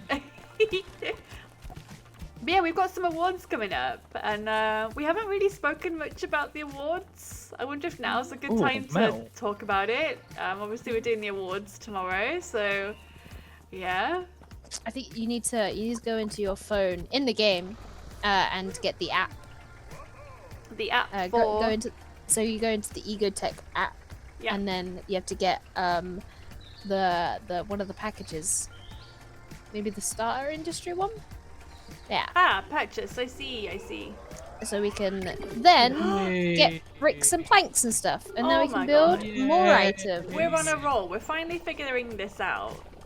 I purchased the starter pack, but where does that equipment go? A map app. Oh my god, we've got a map. Yeah. Oh, I can see Liam. You've all got your hot drinks there. What are you guys drinking? Oh, I've got a nice cup of tea today. In my lovely Wrong choice. Lovely sharp. I believe we've both got a hot chocolate, right, Liam? Hot chocolate. If I know Liam is always drinking a hot chocolate. If I know Liam, oh yeah. Hot chocolate is so good. So good. I'd usually opt for a hot chocolate, but unfortunately, I've run out today, and as much as you could say, just go to the shop, I live in a tiny little village, and my Sainsbury's local does not sell Wittard's sticky toffee pudding hot chocolate. So, oh no. I opted for a nice cup of tea with some bourbons. Oh, a bourbon biscuit, you say? Oh, fancy. Oh, that's such a cool map. This is gorgeous, isn't it? I'm the green circle. Everything is correct in I'm the world. the red. Oh, I'm loving this. All right. So we need to craft some planks, collect the planks and deliver the planks, and then same with the... What is that? What are you up to? What's that? What is that? It's a little drone. Little drone guy. Oh, that's so cool. So I can place footpaths, common dirt. I'm high-fiving the agent. Hell yeah. Oh, that's so cool. Roads. So, how do we craft planks? So I've just spoken to this agent guy, and he said need some planks for construction. Build the chainsaw tool to collect wood from the trees, and build the table saw. And then build the table Yeah. saw to So- turn collected wood into planks. What? Oh, is- that's cool. So that's the chainsaw tool. You can probably only put it in like The certain forest. spaces, It's got to right? be in the forestry bit. Gotta be Yeah. down in the Got to be in the bottom. forest. Yeah, because there's like little So dotted line. just go south, Liam. Just slightly down. Yeah, there you go. Forestry zone. So I think you can probably put your chainsaw. Yeah. Yeah, there you go. Great teamwork, guys. My controller has stick through. Fuck, there you go. You And put then it take right the behind tool. a tree where Yep. it's hard to see. Yep. So we can now set the recipe. Planks. Planks. Yes. We want planks. Hey, we're making planks. Hey. We're doing I got it. rid of the tree so I could see We- so I could see the chainsaw dot. Oh, you doing it? Oh, I- I've got no space again. Gosh darn I am it. I also have no No space in my space. inventory. Oh no. Oh dear. So, can we make the planks? If I've got a load of wood, can I? I think you just got to dump wood on there. Add item. Yeah. Ah, I took some planks. My planks. Yeah, I'm just adding. Eli's got the planks. Get the planks. Come back here. Yeah, I there don't you have go. any more. Yeah. So I just like, yeah. This is really cool. I love this. So yeah, oh gosh, I got distracted. I was talking about the awards. The awards are happening tomorrow. So if you want to see which games win an award, come back at 4 p.m. GMT. Join us live. That's the words that I've got for you. Words are hard. Join Words us are hard. live on Twitch and YouTube at 4 p.m. GMT. That's on Monday, where we'll be announcing the winners of some awards. We do totally actually forgot we have. was on GMT. We actually do have.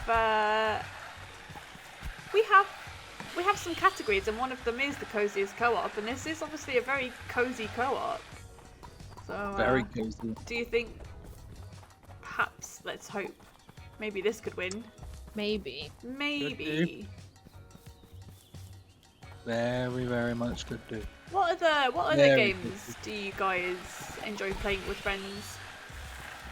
Ooh, with friends. Yeah, so you've already Um, mentioned that you enjoy Codenames. Yeah. Codenames, just browser games in general. Codenames Yeah. is good. Crash Words is also good. It's like Codenames, but the opposite. Oh, okay. So there's a guesser, and everybody can see one word, and you have to give a bunch of you have to give one word answers that sort of relate to that. But if two people write the same thing, they crash, and the guesser can't see them. So everybody has to use a different word.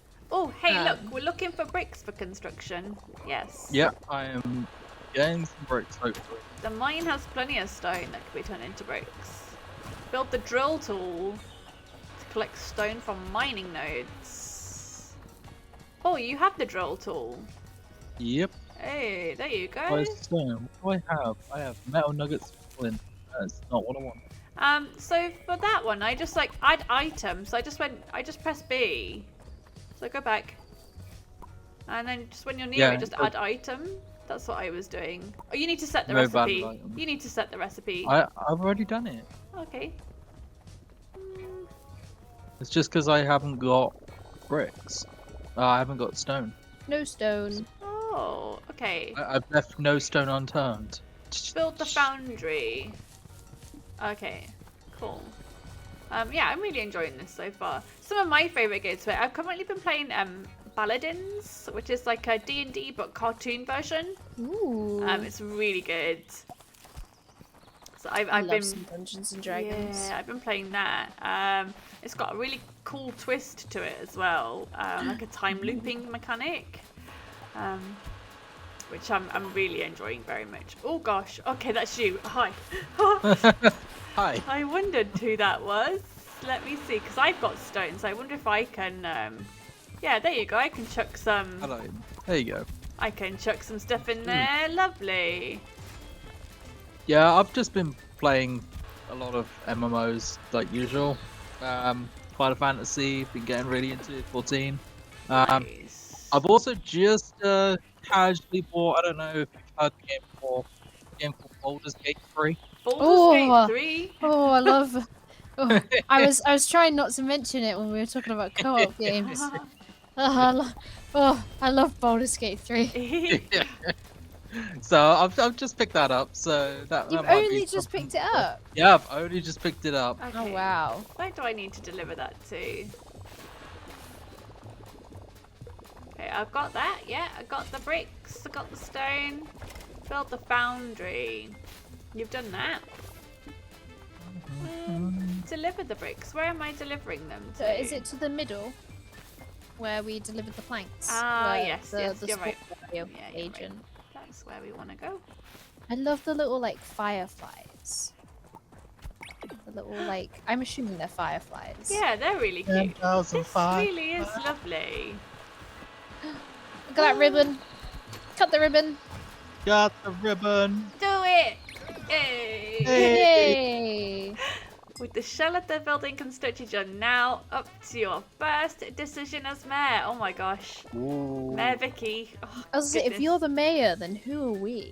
My Are we minions. co-mayors Yeah, or my minions? minions. Okay. Yeah. You'll need to decide what type Rolls. of shop it will be. Oh, it's going to be a shop. Interact with the blinking box to manage the shell. Oh. Select a fit out and then the recipes the shop will sell. This is all you. Decision making is above my pay grade. You're damn right. Okay, let's see. Manage. What kind of shop do we want? Fit out. We want to eat and go or a craft corner. Oh, I'm up for a craft corner. What do you guys think?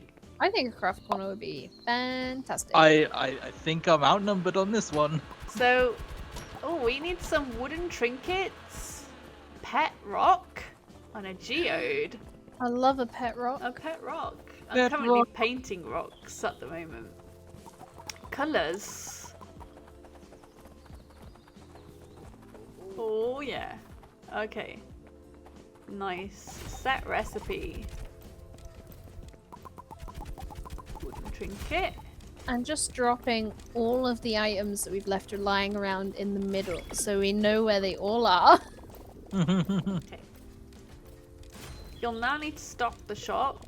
Head back to the mining and forestry zones to track down the goods you need. Once you've collected the items, deliver them to the storage bin in the shop. Alright. If you find that your bag is getting a bit too full, you can use that truck parked near the zones to transport goods back here. Hey, nice. That's a good idea. I think both of the trucks are like up near the top, right? Yeah. I wonder why. We kind of crashed them. I wonder why they're up there. I don't know what you mean. Wonder why they're up there. So yeah, we're playing Go-Go Town today. I think this is a really, really lovely game. I'm loving it I'm so really far. enjoying Like it. it's so much fun. Like the style, like even just like the way they run, it just makes me so happy. This is really nice. So we Because need to they look deliver happy. wood and deliver stone. And like the little rabbits everywhere. Oh yeah. We need to Good deliver old wood. fox. and Skip and a jump. Deliver wood, deliver stone. Up. I'd say like one of my favorite things about this as well is just the occasional when you forage an item and then you unlock something. I don't know. I really like features like that, and I end up caring more about finding all of the unlockables than actually progressing anything. Oh, there's a big chest over there. Oh, the birds are adorable as well. Okay, so I've delivered a wood. Oh, I need a stone. Surely we've got stone somewhere, right? There's some in the middle. In the middle? Yeah. Okay. I dropped some. There's a lot there. There's There's a lot there. There's bricks, there's go nuts, there's herbs and spices. Oh, I found I can't- another I can't. agent report. Oh, nice. I can't see just a stone. Got wood. Why does the wood take up so much? It's free real estate. This is really nice.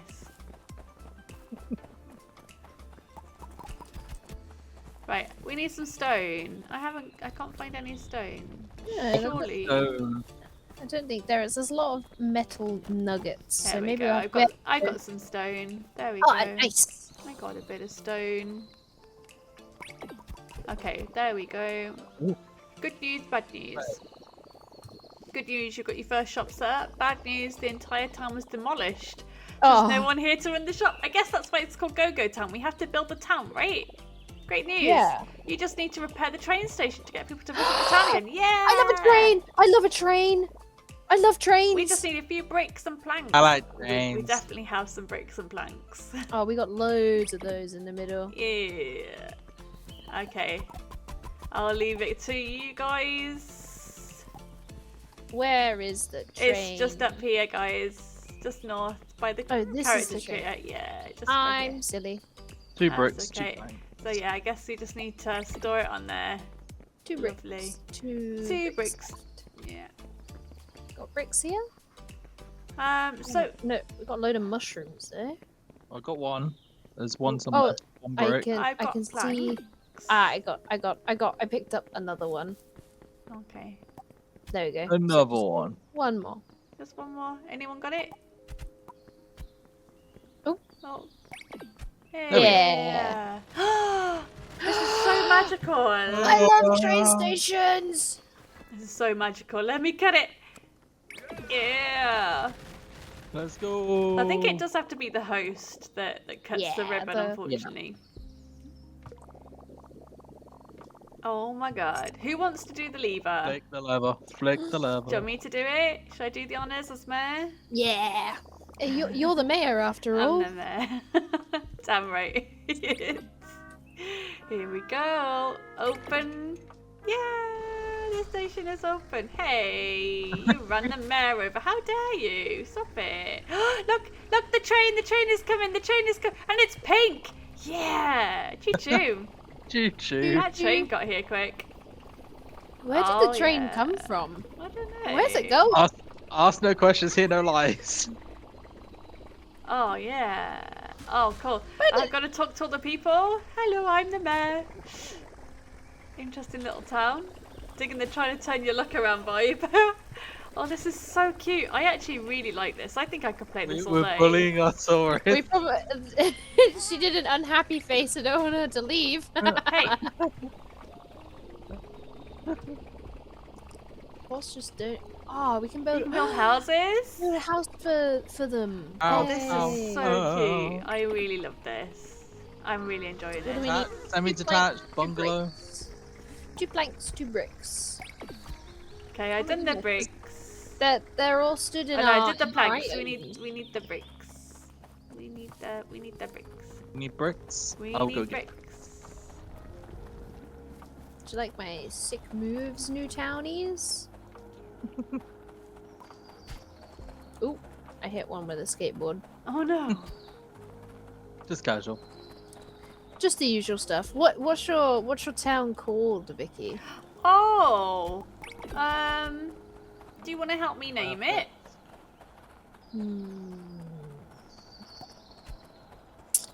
Well, I feel like because the game is called Go-Go Town, it should be something that's repeated. I don't know. I feel like because it's Stop, Cozy stop. Quest, it should just be called Cozy Town. Ah, Cozy Town. Cozy Town? Cozy town. Yeah, let's go Yeah. with that. Cozy Cozy Where am Town. I Cozy delivering town. these bricks? Next to the train station. Yeah, next to the station. Over here. This is really good. I'm really Ow. enjoying this. I don't want to stop playing. Like, I want to play this all day. Right, we got another building. We got a house. Yay. Oh, quick! I maybe need to open it, right? Yeah, come do the honors of opening our new Our house. first house in Cozy Town. I would open it. Stop running me over. Oh, folks are leaving. I hope it's not because we hit Keep them running with them our over.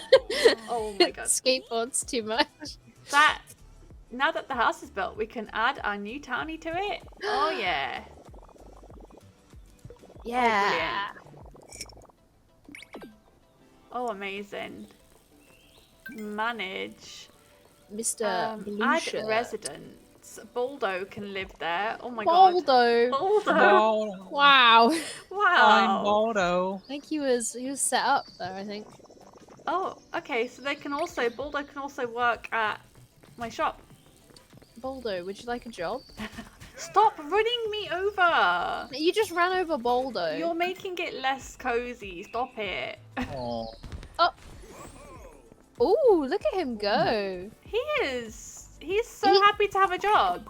He is so cool. Training is complete. Okay, did we complete the tutorial for this? Looks like we completed the tutorial. Oh. Fishing, though. Fishing, yay! Fishing. And farming. Fishing and farming. It's about to get a whole lot cozier, you guys. I think fishing is like the thing in cozy games, right? Yeah. Like You gotta there are make it so- super easy though. Like if Oh, it's too yeah. hard, I don't like it. The first time I played Stardew Valley, the fishing, I- I was like I absolutely refused. baffled. I was baffled.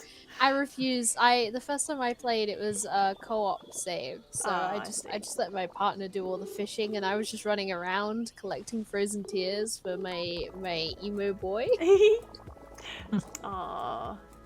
Oh, We rank each mare based on the number of ranking. attributes. Oh my goodness. Oh. Oh no.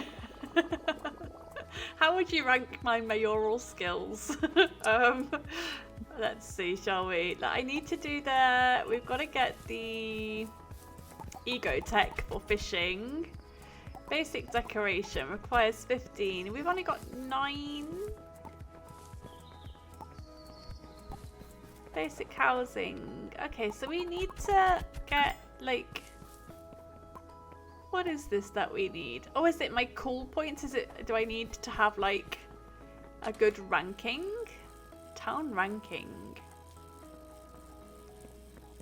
I don't understand what the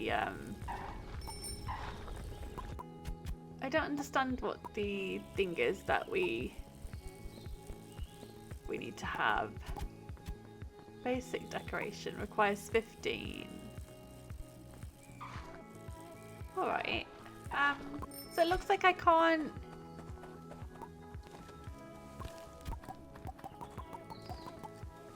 How do I get the fishing and farming happening? Tells me when the trains arrive. That's pretty cool. That is pretty cool. Oh, and it tells us how our tourists are feeling. Ooh. Got knocked to the ground. Okay, that does actually. Okay, so that actually does have an impact. I did say they were doing sad faces. Yeah, I got knocked to the ground. Explorer statue 3 times. Okay, they weren't very happy. All right, so we need to not knock over the tourists, please. Thank you. I'll try. It's a direct order. We'll try not to. I'm currently just trying to organize all of our and- floor items. I'm greeting all of our. I'm being a good mayor, and I'm greeting our arrivals. I've lost my drill. He just wants just a place to be a part of. Average Joe. Oh yes, He's got a sick mustache though. So I can't invite him because I have to pay 15 coins. How do we get money? So I'm assuming when they pay at the shop. Oh. Oh, now I can invite. Okay. Cool. How do we make more houses then? I want to make more houses and more shops. Ma. Oh, there's mushrooms. Nice. Okay. Oh yeah, I'm just organizing everything into piles, so when we need it, we know exactly where it is. Oh, that is wonderful. All right, and let me drop some more stuff then. This is the equivalent of chests. chest system in Stardew Valley. We definitely need some chests. I'm just throwing it organized on the floor. I wish, yeah, maybe there will be a chest system at some point. Right, I need to figure out. There's no, we don't have like an objective anymore, and sometimes I struggle when there's not an objective, and I'm like, oh, now what do we do? What else can we build? Let's have a look. I wonder if we need more planks and more. Yeah, why don't we? I'm gonna go and get some more planks and some more stone because they seem like the basic building materials. Yeah. So why don't we like start turning our materials into specific? Yeah, so that's what I'm gonna go and do. What else? I'm gonna set the recipe. Yeah, it's only planks right now. Okay. Oh, stone. All right. Cool. This is actually a really good co-op. Like, I do actually feel like we're working really well together. Yeah, it's a lot of fun as well. It is. Like, it is literally like we're building something together. Yeah, we got a little town together. You may be the mayor, but we're here as well. You're here too, yeah? We're here just to run people over. No, Liam, no. Absolutely not. Build. Okay, I've got a build thing here. Well, that's exciting. I wonder if I can build another house right next to here. What can I build? Common. Forestry zone, mining zone. Terraforming, footpaths, roads, common. Oh, interesting.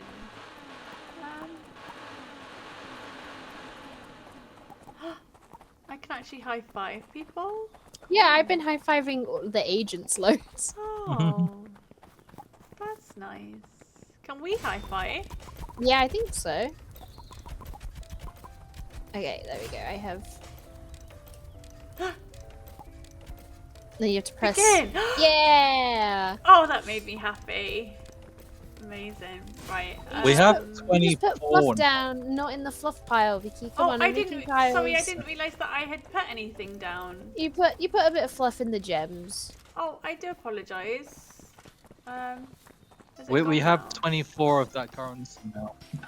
Yeah! Our little shop is going. Oh, it really is. Look at him. He's so happy. Hello. Oh my god, ghosts! Ah! Oh my gosh. Hi. Oh, wow. Oh, they seem to like it. Oh, wow. Okay, we got ghosts. That's really cool. Oh. Oh, that's very cool. Equipment in the mining zone should... ooh. What to do with the mining zone? Huck, I think Huck wants a job in the mining zone. Oh, cool. But we don't have the stuff. We don't have anything to. Okay, maybe I can build. Let me see if I can build anything. So I can terraform, and I can build a chainsaw tool, and I can build a drill tool, but not like houses and things. That's odd. Right. What do I we need to go? Oops. Maybe I need to open up more recipes in my ego tool. I love these ghosts who are. Oh, okay. Small shops, basic decorations. We actually do have enough to make small shops and houses now. Yeah, let's do that then. I'm gonna do basic housing, so at least like someone's got somewhere to live, right? Yeah. Okay, but we need more. We do need more. How is it that we make bricks again? Is it in the mine? It's in the mine, yeah. Stone into the thing. Right, I'm gonna build some more housing. Where is the thing? I've got some bricks in the middle. Where Just is put some. the thing? The thing is there. The thing. Housing. Oh, I went the wrong way. That's why. Oh, this is great. Oh, I love this so much. I put stones in here. Okay, so I requires 2 more bricks. Heck yeah. Need to grab some bricks. Oh, it's great that you've organised these. Thanks, Eli. No worries. I'm a sucker when it comes to organizing all of the materials in the video game. I'm just gonna build some more houses. Yeah, because I think I don't know. I find that really cozy, right? That's lovely. Like in Minecraft, I always set up like a Oh, very yeah. intricate chest system, and I'm like, it's very satisfying. I've made a home for Joe. We need 4 more bricks. There should be some if you haven't picked them up.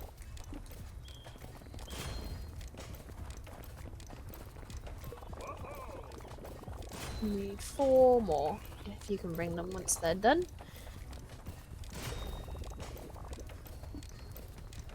Ah. Okay, we almost have enough. We almost have enough money to buy some more. I can't believe we had ghosts here. That's so cool. I don't really. They were just like, hello. Just hanging out. Yeah. Baldo. They wanted to get cozy as well. Yeah. They came in, they looked at our statue, they went, yeah. They said nice. Did they leave any reviews? Oh, let me see. Tourist tracker. Did some sightseeing, ate something delicious at Craft Corner, ate something delicious at Craft Corner. Yeah, they ate something delicious. That's lovely. Nice. There's some people saying they didn't get enough rest, and they didn't have enough entertainment, and they didn't have enough places to shop. Well, Where am I they delivering these will bricks to? soon. I just put them in the pile, I think. And our Okay. town, so Whoa! our town is actually werewolves. It's a wolves. That's gonna make you so happy, Liam. Oh. It's your people. And someone called Mango. I wonder if we can Mango. rename our town, because we are literally just called Go-Go Town at the moment. Oh, Mango wants us to build some lampposts. Lampposts. All right, I can figure. But I'm inviting Huck. I can figure out how to do some basic decorations. We can afford that. They want lampposts. All right, lampposts are a go. Lampposts are a go-go. They are Oh go-go. boy, I just high-fived one of them. Yeah. They're so cool. That's your dream made.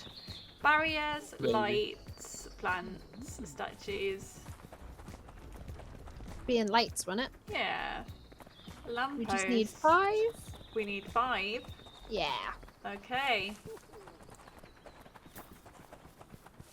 But I invited Huck as well. Oh, lovely.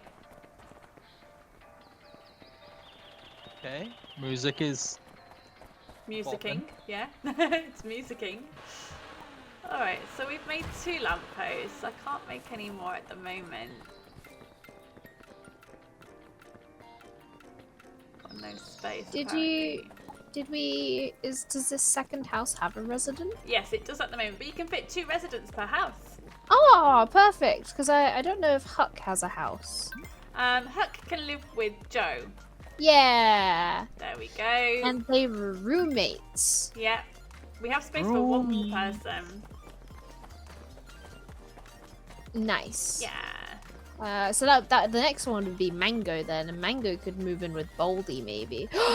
The train. It's got a face on it. Oh. It was blue and it had like its That was mouth awesome. open. That was so cool. Oh, I'm so sorry. I'm so sorry, Mango. Mangogo. Mango go. Mangogo. Go, go, go. Oh, I'm really, really enjoying this. I hope It's- that it does win. Like, we've got some awards happening on Monday at 4 o'clock. And one of the categories is coziest co-op. So Oh yeah. I think this is a strong contender, you guys. Oh yeah. So you'll have to come back at 4 o'clock on Monday, GMT. To Tomorrow. see, yeah, Oh, tomorrow to see. I didn't who realize wins. that the truck was full of items because it was so close to That may have been me. it was so close to where we were dropping everything off that everything just got filled in with into the truck. Oopsie. Oopsie. I think that might have been me. It's alright. Right, apparently I can't do anything, so I wonder if I can. Oh, I can probably see ego. Have we got any other recipes we can build small shops now or basic services? Do we want more shops or more services? I think we should probably get some shops in for our new residents, right? Yeah, they're gonna need jobs. Yeah. They're gonna need jobs. You just unlock storage, which may not seem much like now.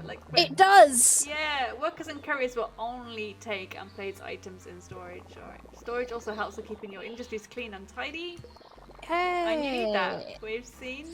Yeah, it must Perfect. be because we're dropping everything, right? Everything is just in piles on the floor currently. Yeah. Awesome. Oh, I really love that the ghosts are visiting us.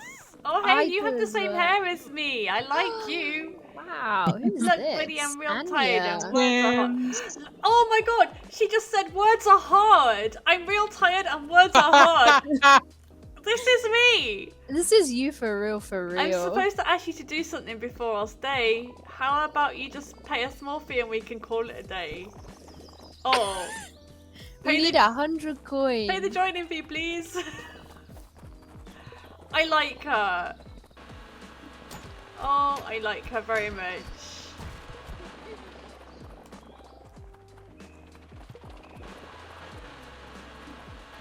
Oh yeah. Okay. I am very much How much liking... money do we have?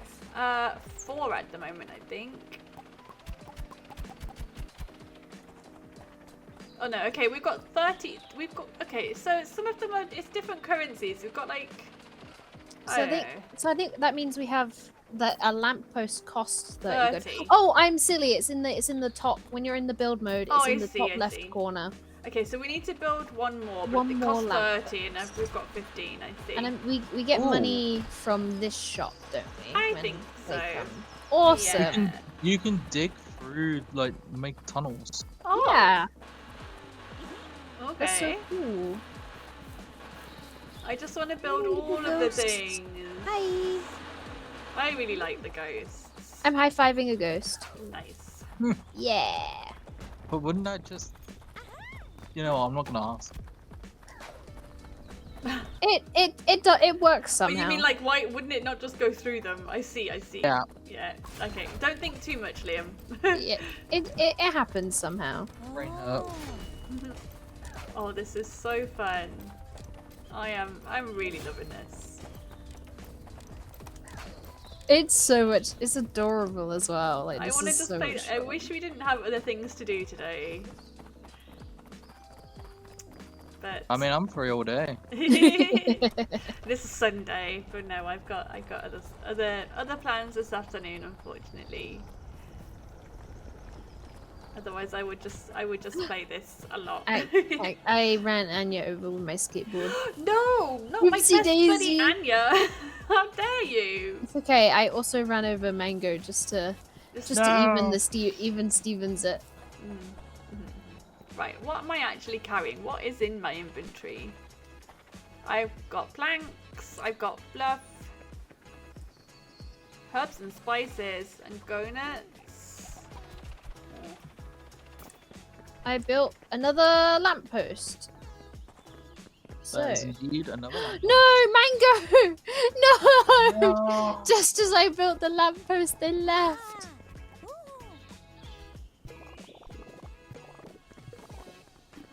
Go nuts. Okay, go nuts for go nuts. And that's where the stone is. Where's the fluff? The fluff's over here. No, that's metal nuggets. All right. The fluff is here in the middle. Cool. Oh, I've got some herbs and spices. I'll pop those over. Oh no. I put my plank in the wrong place. Oops. How dare It you? was an accident. Don't put the was plank it- in the It was places. an accident. Has someone made an R out of fluff? Oh my god! that's That's hilarious. That's actually. very skillful. Very, very skillful. I mean, you were the one dropping the fluff, so I think it was you. Yeah, I haven't done that. I mean, that sounds about right. Oh, but yeah, I think we should probably wrap up soon. We've done like 45 minutes of Go-Go Town. Yeah, I know. I'm really loving it though. Me too. I'm really loving it. Me we too. got Me more too. people. What else Ooh. can we build? Housing and build shells. What shells? Small shop. Ooh, that's gonna cost us 45 to make a new shop. We don't have the money. No, we No, don't. Not yet. We got don't. 15. Not yet. We don't. Ooh, we got a Bob. A Bob. Is he a builder? Do you have room for happy accidents in this town? And his name is Bob. Yes. And he has an. Oh my god. Bob Ross. Oh my god, we're Bob gonna Ross. invite Bob Ross to our town. We definitely do. Happy accidents. We've had 29 apparently. Invite. Let's paint this town with Let's make vibrant it, colors of life. I love Bob. Yeah. Bob is my new favorite NPC. Aww. I can't believe you just ran over Bob. How dare you? Have you got no respect? No respect. Should have moved. You are so rude. I think we kick Liam out and we get Whoa! Bob in. Kick Liam out and get Bob in. I'll go back to mine. I'll shut up. I'll be quiet. All right then. I High-fiving think all of our tourists. that's good job. Good job. Good job. Ooh.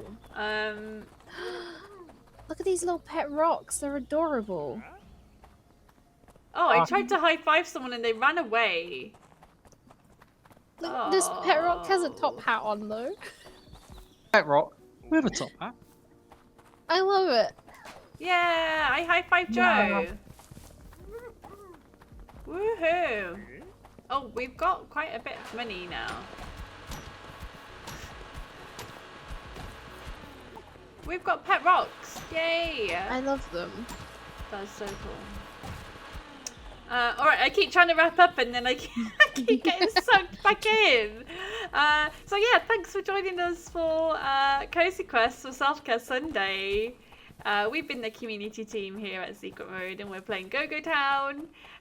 We would love it if you would join us for the awards on Monday.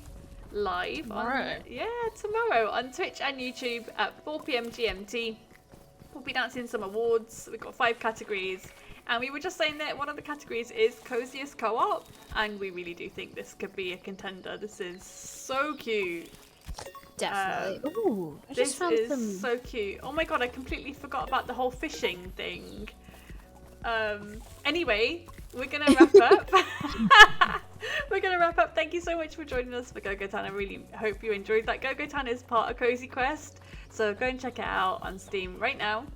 And you can play it with up to 4 people. I think there's up to 4 people in co-op. Yep. So yeah, and there you go. It's really split nice. screen, so Split like screen. couch co-op, and then we're playing via Steam Remote Play. We are indeed. So it is also online. Online. Yeah, it's very nice. But thank you for joining us. I hope you enjoyed the rest of Cozy Quest. That's all from us here at Secret Mode. We'll catch you soon. Bye. Bye. Bye.